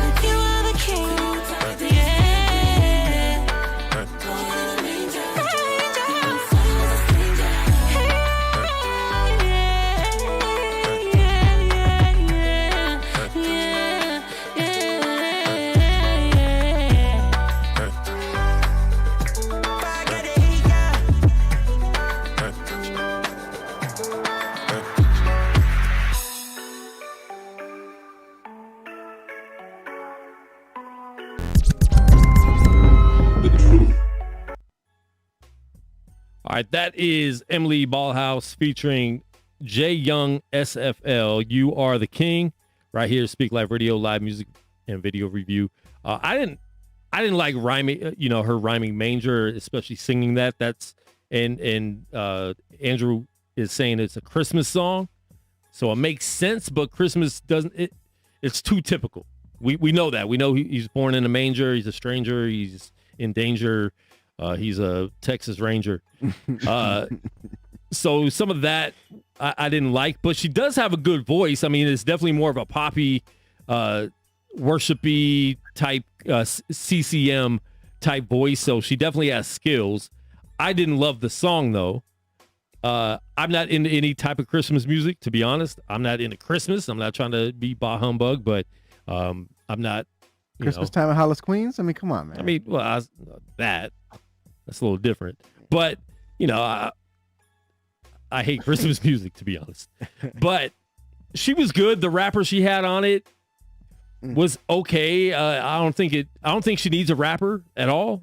So it felt a little. I was actually surprised there was a rapper on the song. It didn't sound like there should have been a rapper on the song. So don't try to cross over too much as an artist. That song didn't need a rapper. I think she held her own with what she was doing already. Definitely good. I want to hear more music from her because she definitely had a good voice. There were some things. There was a lot I would have changed. How do you know she had a good voice with that amount of auto-tune though? Like, I'm just being real. She had a good voice with auto-tune. That was auto-tune OD. Yeah. Mm-hmm. So go ahead, LSEO. Go ahead. Well, let me rate it. Let me rate it. My bad. With my lightsabers behind me, I would give it because I don't like Christmas music. I didn't like the rapper at all. He definitely took 0.5 off. He might have taken 1 off. And my bad. If you're listening and you're the rapper, I'm sure somebody likes you, but not me. I give it a 1.9. 1.9. Dang. Man, I think that song was so many disconnects, right? So much sounded forced on that song, right? So, I think the way I listen to a song, you get a 5 out the gate. You know what I'm saying? You get a 5 and then you just start losing points as the song goes on. Yeah, definitely. And the beat came in. I'm like, okay, this is a 5. We vibing. And then it was like, the first thing I heard was all this auto. No, the first thing I heard was the hook, and it was a 3-part harmony on the hook. Listen, but there was a 3-part harmony on the hook, but the mix was bad on the vocals because I'm big on 3-part harmony hooks. But you have to have a lead vocal. There was not a lead vocal in the hook. She did her hook with the 3-part harmony, but the engineer didn't go in there and turn the lead up. So it sounded very meshed, and you had to listen intently to listen to what the lyrics are saying because there was not a lead that stuck out inside the 3-part harmony. So that was the first thing I heard. I'm like, okay, losing points. Then like the auto-tune was overly done. So then I'm like, okay, lost some more points. And then the rapper came in on this Jamaican beat with some auto-tune. And then I'm like, okay, so what is this song talking about? And then it's a Christmas song. And then I'm like, what? Like, it was so many disconnects in that song. It was a vibey track, but we have to be intentional when we go in and make these songs. And we have to, now there's nothing wrong with being creative and trying different things. I'm not trying to discourage you from doing that. Yeah. But is this a cohesive, sonically thought out track? And I don't think that was a cohesive, sonically thought out track. It was so many disconnects in the delivery of that track. What do you give it?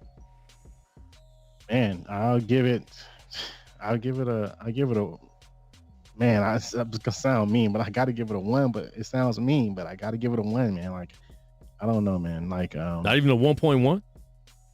I give it a 1.1, but I mean, I'll give it some good faith points that they're going to go back in there and figure something else out with that. You know what I'm saying?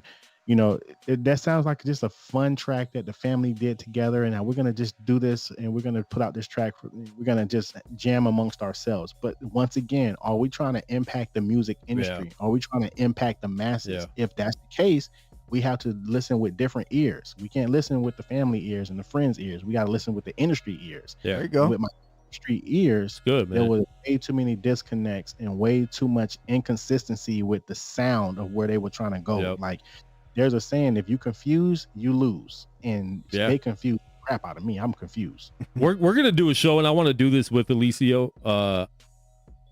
We're going to do a show maybe once every 2 months where you send us your undone tracks. So we'll call it Speak Life Radio Undone. Oh, that's a good idea, man. Speak Life Radio Undone. You send us the tracks before you put them out.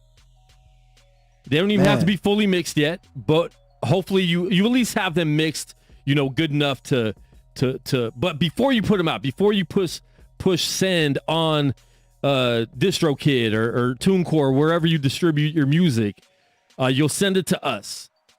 We'll help give you critique, help break down some things, and hopefully help make the song a lot better and take the idea, because a lot of artists have the idea, but they might be messing with the wrong engineer and producer to get that idea out. They might not have people around them to tell them, look, you need to change this to this and this. We don't care about your feelings.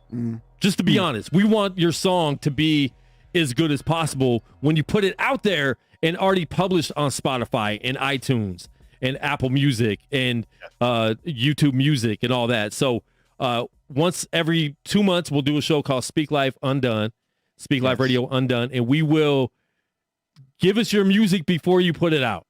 That's a God idea, bro. Not a good one. That's a God idea. Yeah. Because at the end of the day, I would tell them before you even submit it, now we're not going to take the mixing too much into consideration, but still mix it the best you can. Mix it well, Yeah, because once we get it, we're going to give you critiques on the mix. So don't give us like the first rough draft. Yeah, not that at all.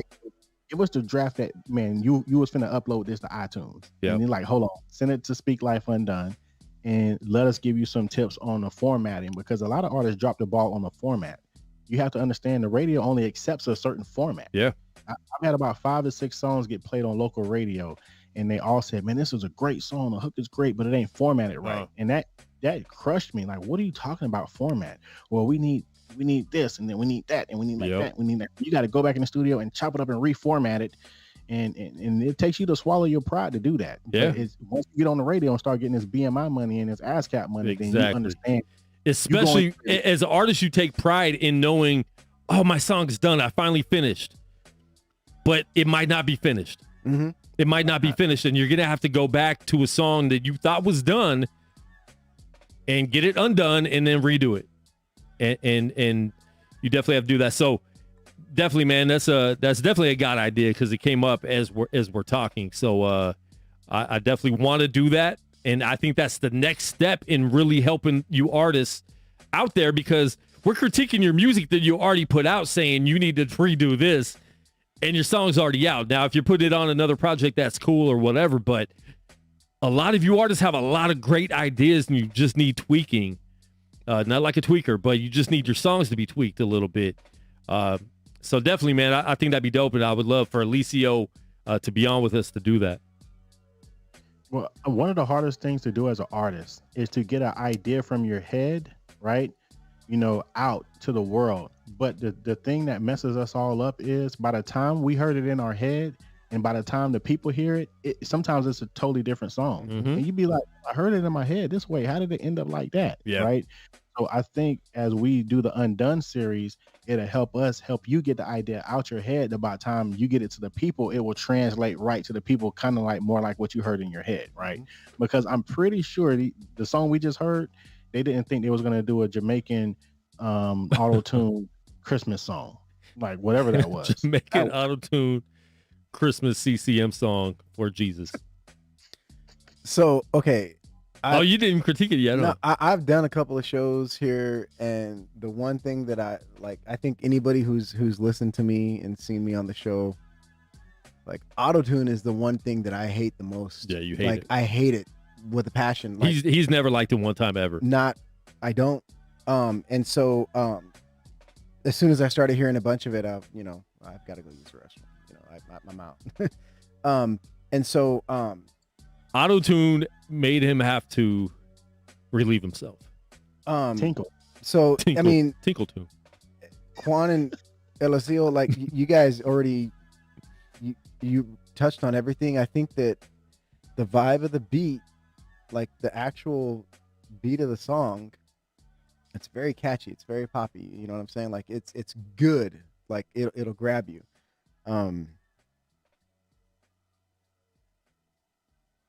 Yeah. And so I'll give it a 1.5. I think that's the lowest I've ever given anything. All right. Yeah. Listen, man, just we're honest here, and we don't know you to even care or not care about your feelings. This show definitely, to all you artists out there, is not about feelings. We want you to get better, because artists have an idea, and that's the great thing about art is there's an idea, but there's also people to help get those ideas and enhance those ideas. So that's the thing we take pride in. Not saying that any of us are the know-all be-all with it, but we've all been around music for a very long time and different aspects of art. Alicio makes videos as well. He does production, obviously live streaming. He has that on point also. Joe Seif not only raps, he's dabbled in beats. He's a DJ.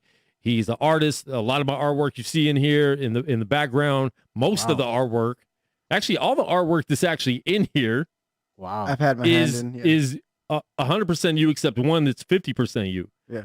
So you've collabed on it, but yeah. So I DJ too, so we have to be very streamlined with our music choice, because at 100%. the end of the day, we'll get booed. I don't want to get booed. Yeah. That's real. That's real.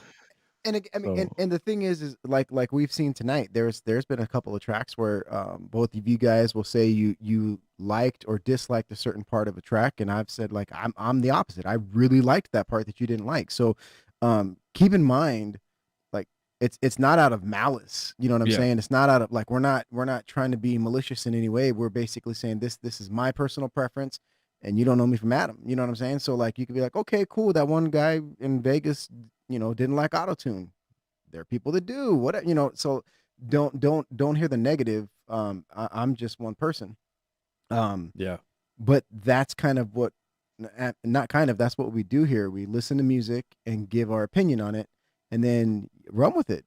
Either, take it and build on it or be like, cool, dust off my feet. I'm gonna keep walking. That's it. Shout out to everyone tuned in, YouTube and Facebook and Twitter, everywhere. We appreciate you guys. We got 2 more tracks we're going to do. We're going to run through them quick because we got to get home. It's still Taco Tuesday for a little bit longer, so I need my second run for Taco Tuesday. So this is Curtis Lamar, Christ Rules, featuring Dayton. We don't like doing a lot of featured tracks because, sometimes the feature is going to outshine you. But we will do it right now. Featuring Dayton right here, Speak Life Radio, live music and video review. And I think, is this the first video we had tonight? It is the first. Okay, here we go. They try to sell you. Money is an idol that will fail you. We here to let you people know one thing. There's one life, one love, so there can only be one king. It's Christ rules everything around me. The money, it's not the dollar bill, y'all. Christ rules everything around me. Cream ain't the money, it's not the dollar bill, y'all. This no fable, one snap like Fable, make you disappear like Thanos. Who knew the good news? Because a Ghostface killer. To be a method man went from ODB to living holy. Life is bigger than checks. I inspect the deck and realize life in the game swing swords like Wu-Tang. Belt to your face like Pootie Tang. Or Christ in the temple with thieves. My spirit agreed because you think you got them rods and it be gone. Send a guy full of errors. Send a guy arrows hard like Pharaoh. That's why I stay on. It's all about the cream like Raekwon. Stay calm, the safe on. Believe I'm a master killer like RZA. The righteous way, I cap a dime. Nah, with words, jizzle with the sword. The Bible being preached, now they wanna kill a priest. Don't believe that lie they try to sell you. Money is an idol that will fail you. We here to let you people know one thing. There's one life, one love, so there can only be one king. It's Christ rules everything around me. Cream ain't the money, it's not the dollar bill, y'all. Christ rules everything around me. Cream ain't the money, it's not the dollar bill, y'all. I grew up on the crime side with New York mob ties. The corner was church, money was our God. But getting money made me have to keep my eyes wide open. Cause if they caught me lacking when they drive by, bullets out them nines fly, then it's bye-bye. Or they'll wait for sticking, I'll disappear, no sci-fi. That paranoia kept me smoking, I was sky high. Sipping liquor, getting wavy like it's high tide. I wouldn't bring my fear to Jesus because my pride, yeah. And all the luxuries that I'd buy meant nothing to me, they would just disguise my pain. There was a hole in my heart that was God-sized. Dad, I just wanted to make it big, and when I did, I knew this ain't the way to live. That's why I thank God for my faith now. If not, it beat your ground, dead laying face down. Don't believe the lie they try to sell you. Money is an idol that will fail you.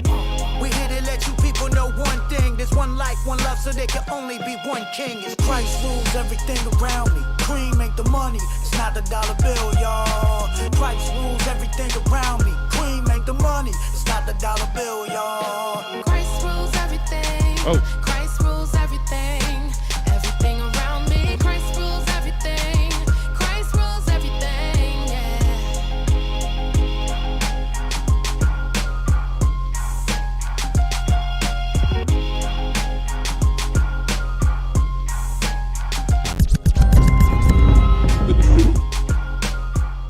All right, that is Curtis Lamar, Christ Rules, featuring Dayton right here, Speak Life Radio live music and video review show. That is our first video of the night.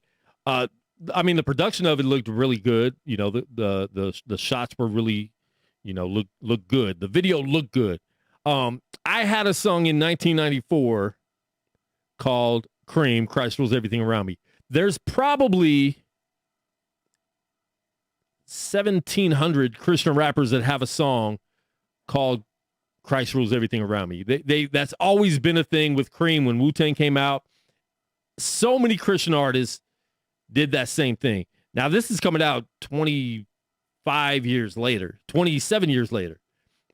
Wait, Wu-Tang, that was 93. Oh man, yeah, that was early, long time ago. Early so 90s, yo. We're coming up on 30 years of that song being out. So for that part, I don't like. I don't like the remake, although it did sound good. Like, they actually did a good job of doing that remake. Dayton has some really dope throwbacks to the original song that he made it sound really dope. But I'm just not a fan of remaking a classic song, because you're not going to do better than the classic song was done. And the Christ Rules Everything Around Me is such a cliche. And maybe you're new to Christian hip hop. You might be new, and that might have been something you thought was original, but that is extremely cliche that's been done for almost 30 years now in Christian hip hop. So for that, I wasn't really feeling it. It sounded good though. Like, you guys definitely had it mixed good or well. The video was cool. You know, it looked really good. It was shot really, really well. But then you were just in a studio. You weren't really, there wasn't much going on in the video. And then the girl singing at the end threw me off, because that did not, first of all, she didn't sing very well at all. That didn't sound good. And then it was just random, and she sang like 2 bars and then was gone. I didn't like that part at all. Production wise, it sounded good. The video looked really clear, crisp. I would have to give it, I'm going to give it a 2.7, because all the production was good, but the Christ Rules Everything Around Me, I'm not feeling. So 2.7 for me. Alicio. Yeah, for some reason, my screen on my end is froze. So y'all are froze on my end, but okay. I know y'all can see me because I got Facebook up, and I'm still actively live here on Facebook. So, but nonetheless, it's all good. Oh, can I see me now? Okay. Did I fix it? Well, it was fixed for a second, but now it's just black. But whatever. So, you know, yeah. So the song wasn't bad. I'll say that. I'll start with that. The song wasn't bad. You know, remember I told you, like, everybody starts here and then they start losing points. I think definitely the girl at the end, that was so random, and she came in off key. I don't understand why that was necessary. You know, maybe there's some insight thing there, you know, with the fam or, you know, the peeps, and it's like, oh no, maybe that was a dream of hers to get on the track. I don't know, and you made her dream come true. I don't know what the deal with that was, but it was completely random. And like, maybe she won a contest. or something. I don't know. I don't know. It was just completely random. It was totally unnecessary. But like I said, I don't know what you guys' agreement was on to get her on that. But you know, it's definitely cliche. You know, and it wasn't bad though. I like the beat. The beat was cool. I think the angle that I would go with that track. This is the angle that I would go. You know, is to market that song like, hey man, you know, and I didn't even know that there were that many remixes to that song. Is that many, bro? It's a lot. And I wouldn't even say there's that many remixes to that particular song, but there's definitely lines in there where people think that they were the first person to say, "Cream, Christ rules everything around me." I've heard that so many times, so it's definitely very Christian cliche. So look, this sticker right here. Let me see. What? Right there. Yeah. Like okay, this sticker is an old sticker that I've had. See, I can't see nothing. For over. It's all good. It's a sticker I have in my sketchbook. It says Christ rules everything around me. And I got this like over a decade ago. Yeah. You know what I'm saying? And so like to me, this wasn't even a track, even though it was produced. It was a mixtape to me. It was a mixtape track to me. Well, that's what I was gonna say. That's where I was going with it. To market it like, hey, listen, y'all heard the original. This is my spin on the original, right? And I'm just trying to, you know, put my spin on the original and get a good positive message out there. You know what I'm saying? I think that that's the angle to go with it. Now they're saying that no, she's a dope singer. Her name is Portia. Man, well, you should have had Portia do another take. It was off key, you know, and it was unnecessary in the song. It didn't need to be in the song. It didn't fit in the song. It was random. It was forced. It was super random. And I wish I didn't have to say that, but yeah, I don't understand, you know, like I said, art is interpretive to different people. So maybe they dig it, but what I will say too is I wouldn't have put Dayton on that song. You know what I'm saying? Like, this is just me, right? If I have a song, and once again, bro, do whatever you want to do. You're a grown man. But if I have a song that I'm going to get an artist on, Dayton's caliber, right? And that's the homie. He's right down the street. We stay, you know, both in Central Florida. And I'm going to put an artist like Dayton of that caliber on a track. I'm trying to maximize my opportunity with that track as much as possible. Me personally, I wouldn't put him on a remake track, period. I'm trying to put him on all originals tracks that I can market in full. Because you can't even fully monetize that track. Nope. You can't even, exactly. Like, why would you put Dayton on that type of track unless maybe you got to deal with him for like 3 tracks and that's like a warm-up track to, I don't know. That's not the move for me. I would not put any feature on a remake track.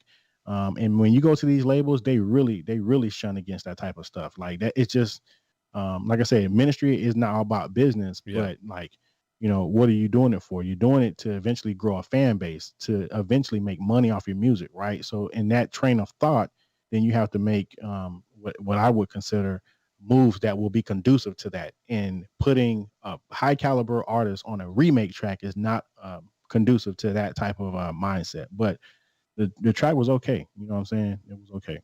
What do you give it? I give it a 3. I give it a 3. Definitely. Okay. All right. Joe Seif with the sticker. Okay. So again, like I said, like I hear it as a mixtape track, you know. I mean, there's talent there, man. There really is. I like the idea of being able to make a correlation between every member of Wu and make it make sense. But coming from a head like me, like I mean, I'm from that school of thought. I'm a backpack MC, man. Like I'm a backpacker.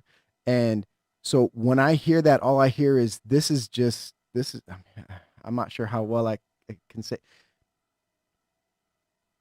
that first verse. My man's like, you have talent, you got skill, like it's dope.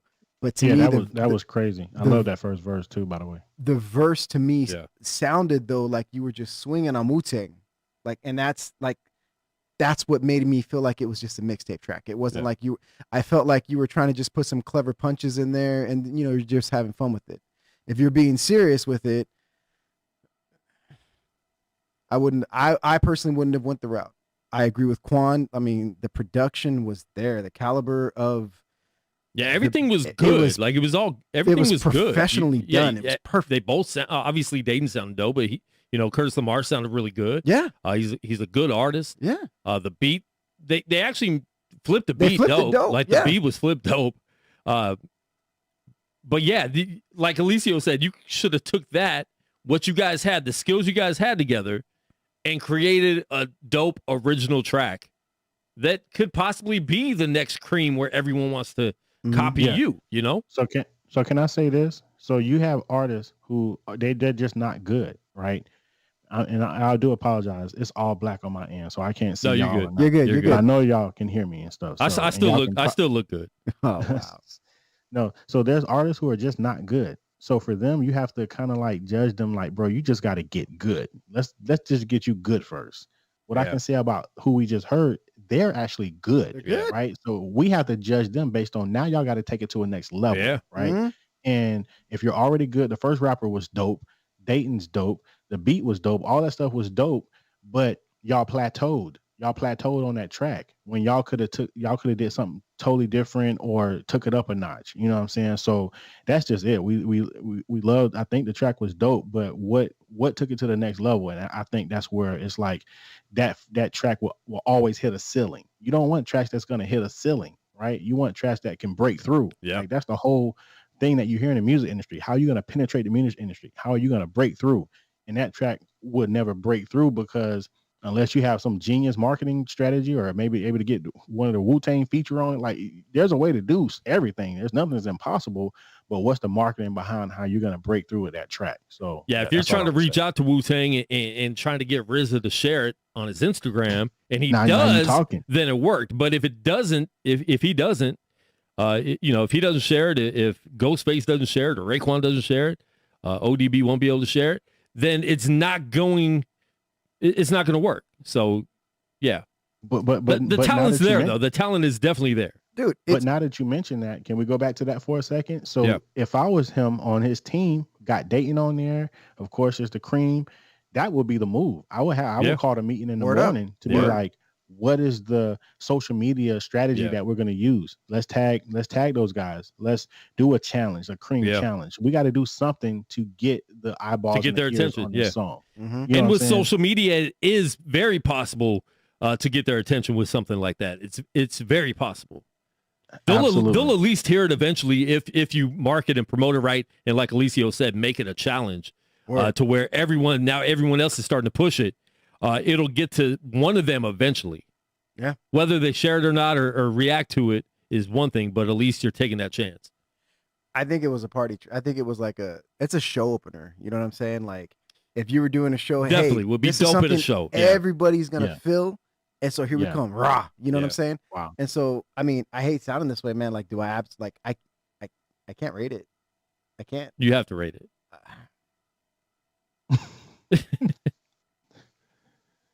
I love that show opener bit, man. We haven't done concerts in so long. I forgot. Yeah, you forgot what it's like to. Yeah, I mean, and near the end of my rap career, I would do that. I had industry beats that I would use, even though I was a producer and made my own beats. I started doing some of my songs over industry beats on a live show because that's grabbing everyone's attention. That's exactly. So for that, I think that'd be a super dope show track. And that would definitely be a banger for a show track. I'm gonna do like Alicio did. Like I'm gonna give you a 2.5. That's like half a 5. Like that's. What? I'm gonna give you. 2.5. Okay. Yeah, 2.5. Okay, cool. That works. All right, we're gonna get to the last track, and we got to go to bed. Alicio is on Wednesday right now. This is Mr. Parakeet. This is the seed of BRM. The song is called They Kids Cypher. Mr. Parakeet, Elena, Murray, Little Z Rios, and MJ. Wow, that just sounded.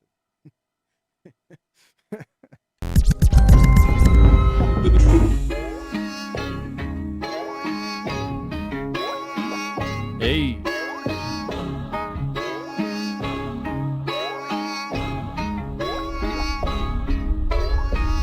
Yeah, these are not some ordinary little kids.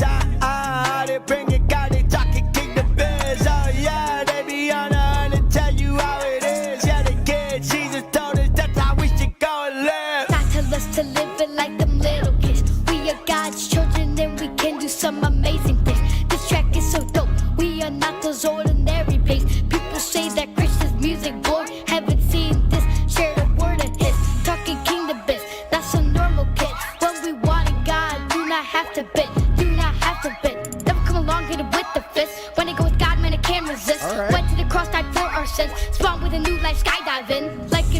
night, emote with the dance. Won't leave us a chance. I'm up in his hands, Mandalorian. Baby Yoda with the force. We can do a lot, yes we can. Yeah, we small, but our words are rocks. They gonna land. They gonna land. I ain't studying roadblocks unless it's roadblocks. I got a gang of friends that play and we get Robux. We ain't stressing if there's trouble in among us. My family knows a king and he's among us.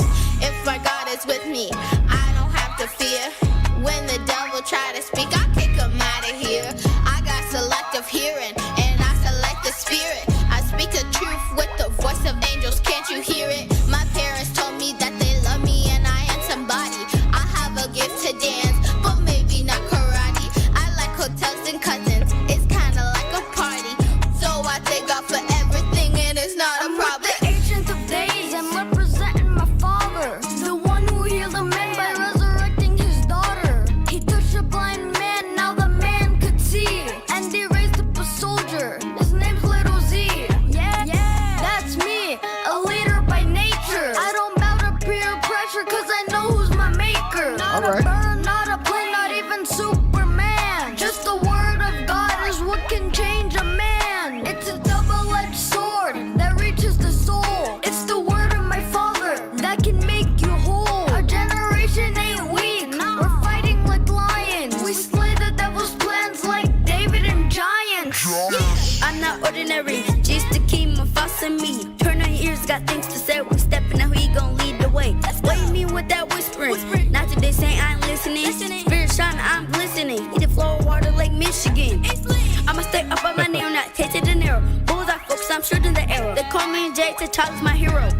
My daddy please told me Christian. Only till when I get older will stick. I guess kids really do go to heaven like my homie Chadwick. Like I'm a real crash here with the team. With the team. We the church, it's the people we building. We building. So I'ma give you God every day. Every day. Never get out my way, cause I don't play. Yeah, these are not some ordinary little kids. They bring it, God, they talking king the biz. Oh yeah, they be on to tell you how it is. Yeah, the kids, Jesus told us that's how we should go and live.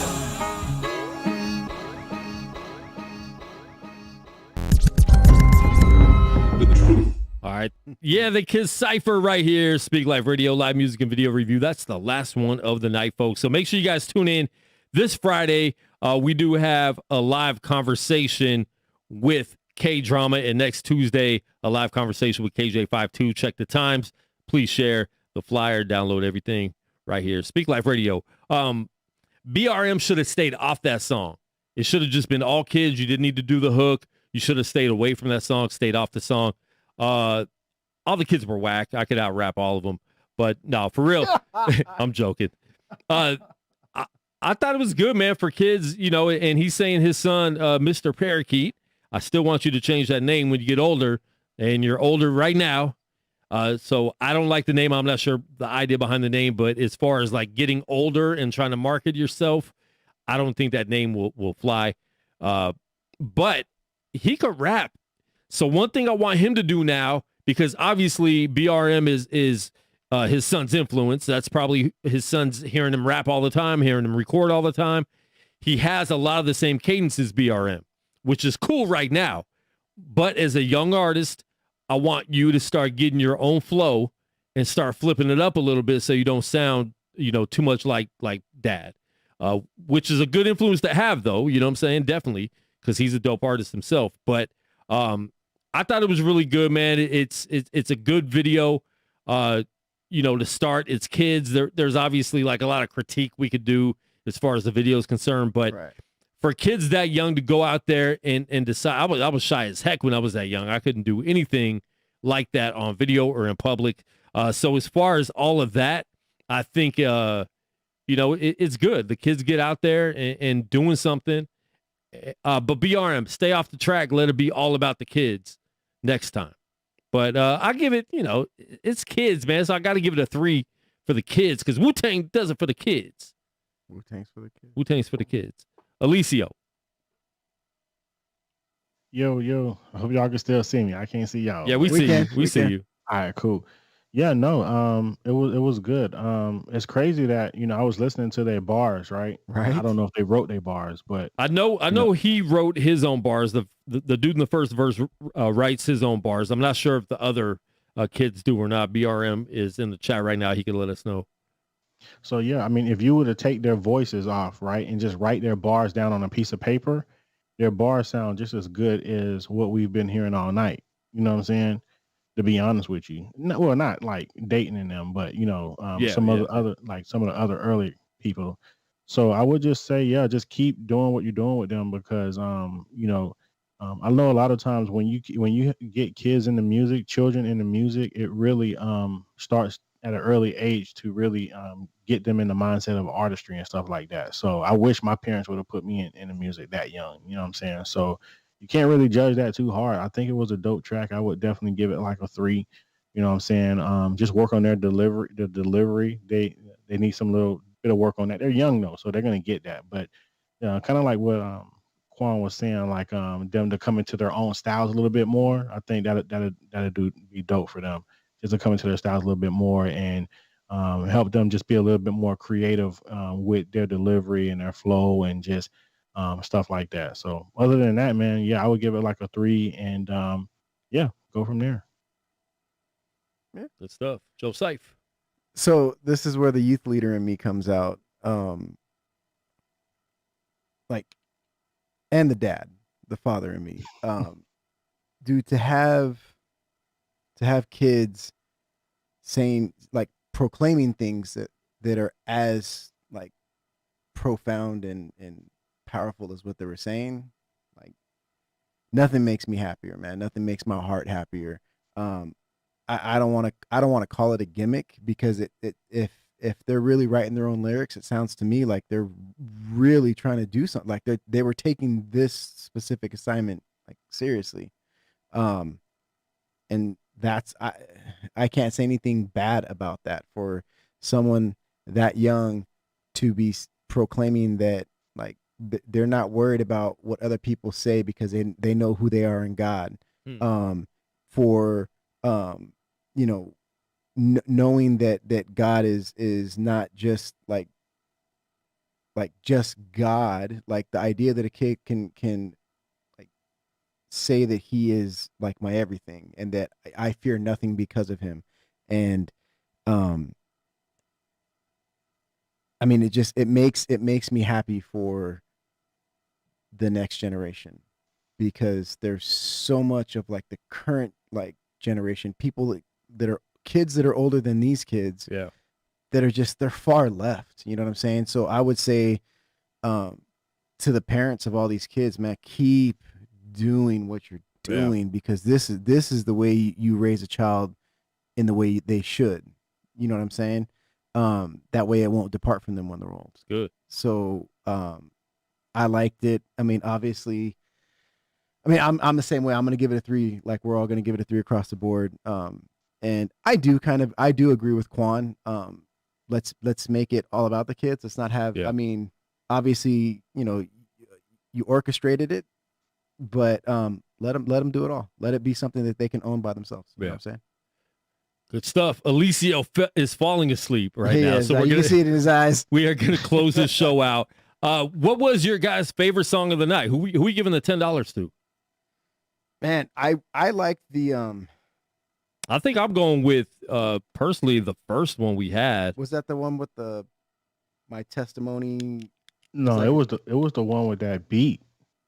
The sample beat. Yeah, that's the one I'm thinking too. Where at first I thought the low end was too heavy. Yeah. That one is called, and I'm pulling it up right now, so I might pull it. That one. Back at It. Yeah, Back at It. Japo the Son and Young Priest the Preacher. Yeah, 100%. Is that the $10 winner, Alicio? Yeah, man. Absolutely. I think that was the best one. He's so tired. He's like, absolutely, I'm asleep. We appreciate it. Alicio, man, I appreciate it. Thanks for staying on late with us. We went over 35 minutes. Actually 36 minutes now, my bad. But dude, we appreciate it. We got to do it again, and let's talk this weekend, man. Yeah, let's do that, man. We've been saying it for a while. Let's do it for real. Speak Life Radio Undone is coming. We just invented a new show tonight. It's gonna be something. So we will talk about that more. We'll structure Love it. We'll that. promote it the right way. It'll be maybe on a different night than our regular shows, and we will do that. Figure that out once a month or every other month. We'll do something like that. So we appreciate it. Thank you, everybody that tuned in live with us, man. We definitely appreciate it. Alicio, once again, man, love you, bro. And Guerilla Cross South is out. We Yes. appreciate it. And we will see you Friday, man. K-Drama live on the line. Make sure you guys tune in. We're out. Peace. All right, y'all. Peace.